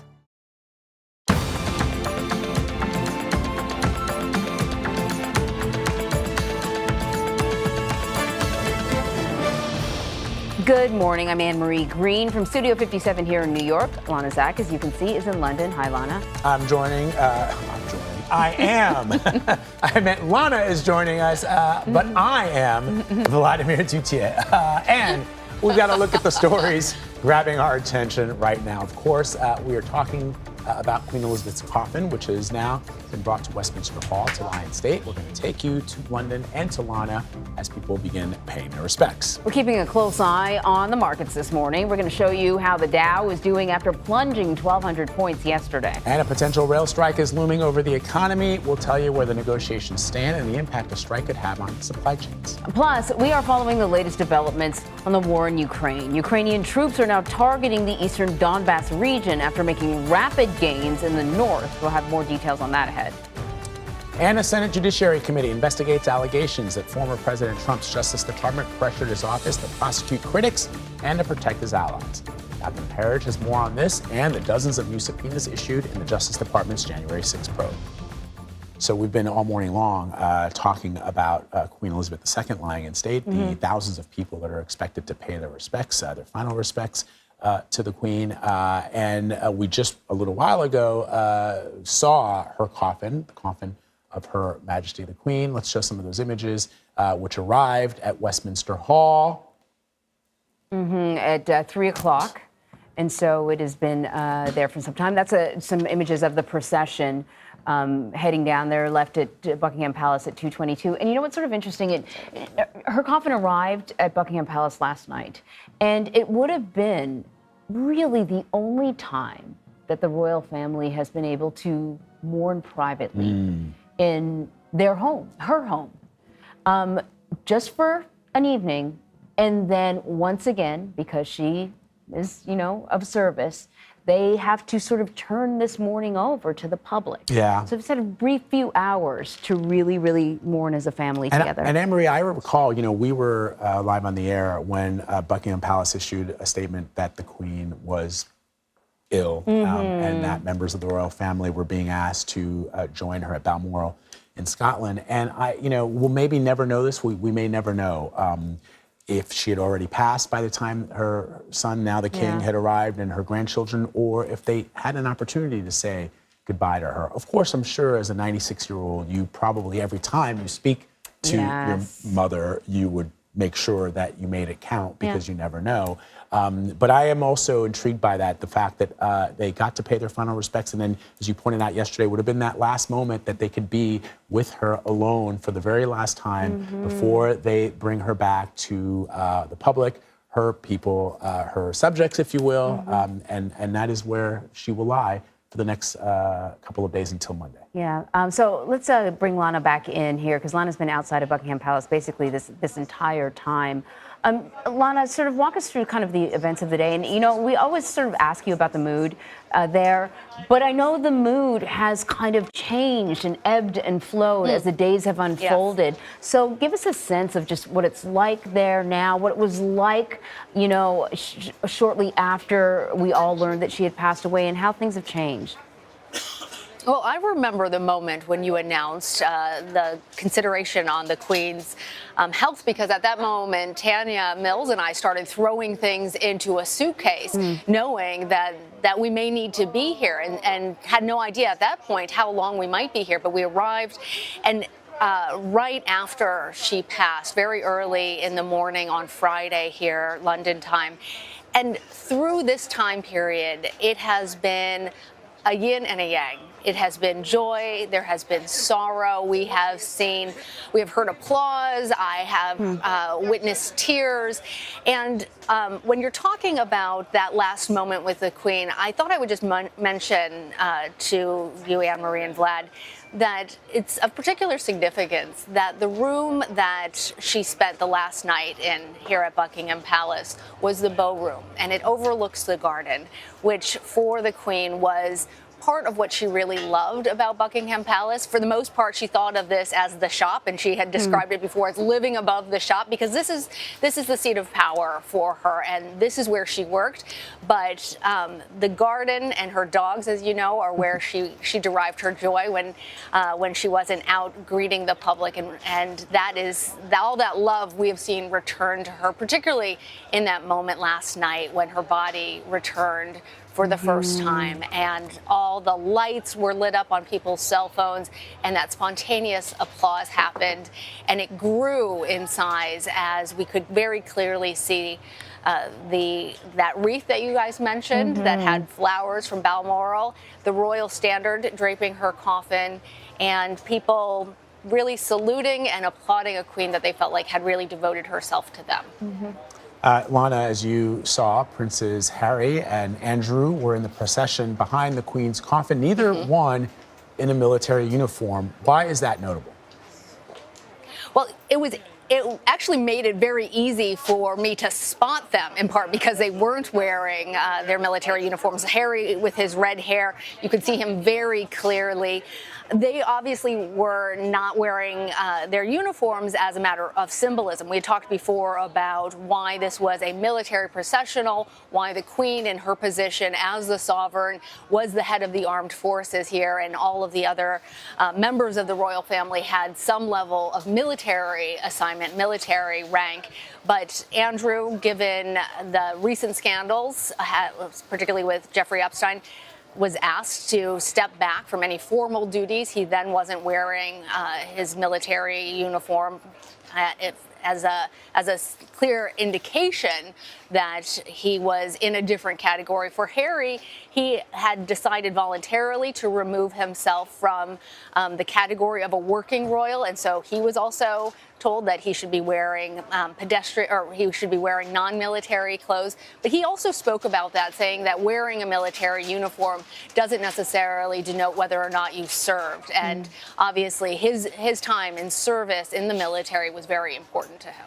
Yeah, and we could see he had his medals that he earned on his breast, which, of course, you would only have those medals if you had conducted yourself in military service. But it was interesting, Lana and Anne-Marie, that in Harry's statement to the world about his grandmother's passing, he mentioned his time in the military and having served her as the commander-in-chief of the armed forces of Great Britain. And so I thought that was especially poignant that, you know, given the fact that he did serve, why wasn't he able to wear the uniform? Of course, we all know Prince Andrew is embroiled in these allegations, but in the case of Harry, having served, having done his time, you see Princess Anne, the Princess Royal, wearing her military uniform, which is symbolic. She actually didn't serve in the military. It's a sort of a ceremonial uniform that she was wearing. So there was a touch of irony there for me. Yeah, I can totally understand that. There's also... I was going to say there's a reminder that there are rules. Sorry, Lana.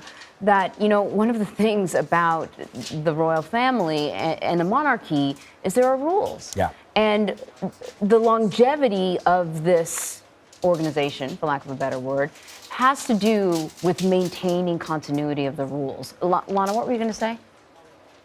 Oh, I was just going to mention that very often in the United States, when one retires from military service, they won't continue wearing their uniform. So I think it's really important to make that distinction between why Prince Andrew was not wearing military gear and why Prince Harry was wearing a suit rather than that, and that it isn't necessarily a mark of shame on him.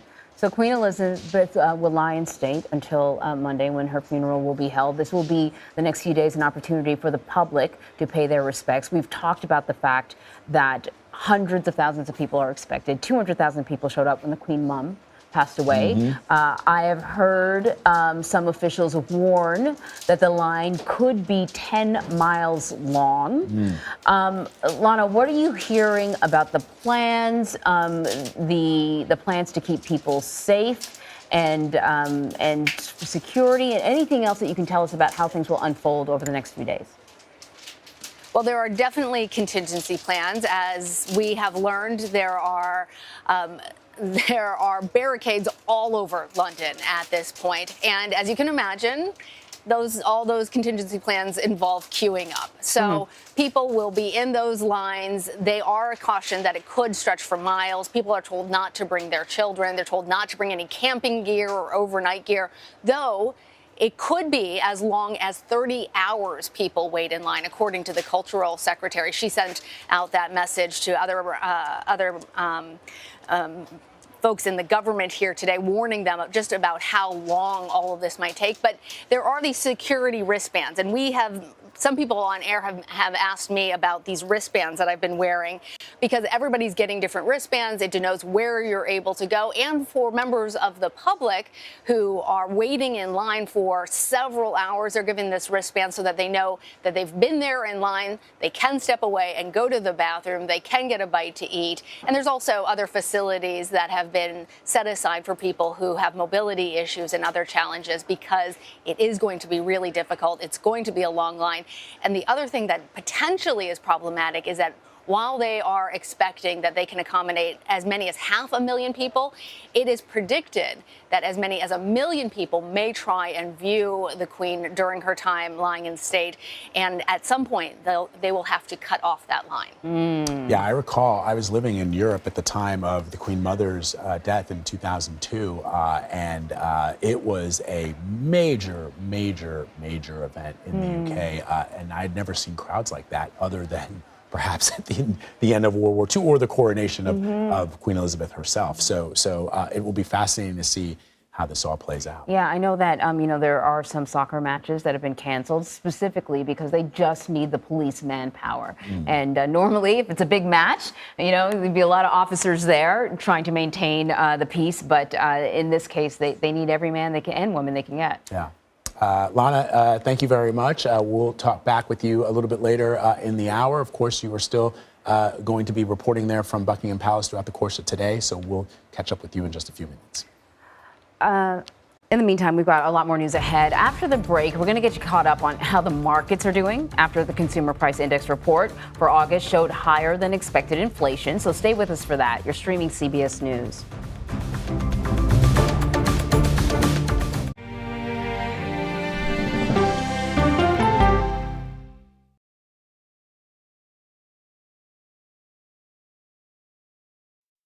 An original CBS Reports documentary. This place is at the very tip of the spear when it comes to Satanism and witchcraft and demonism. Has the church been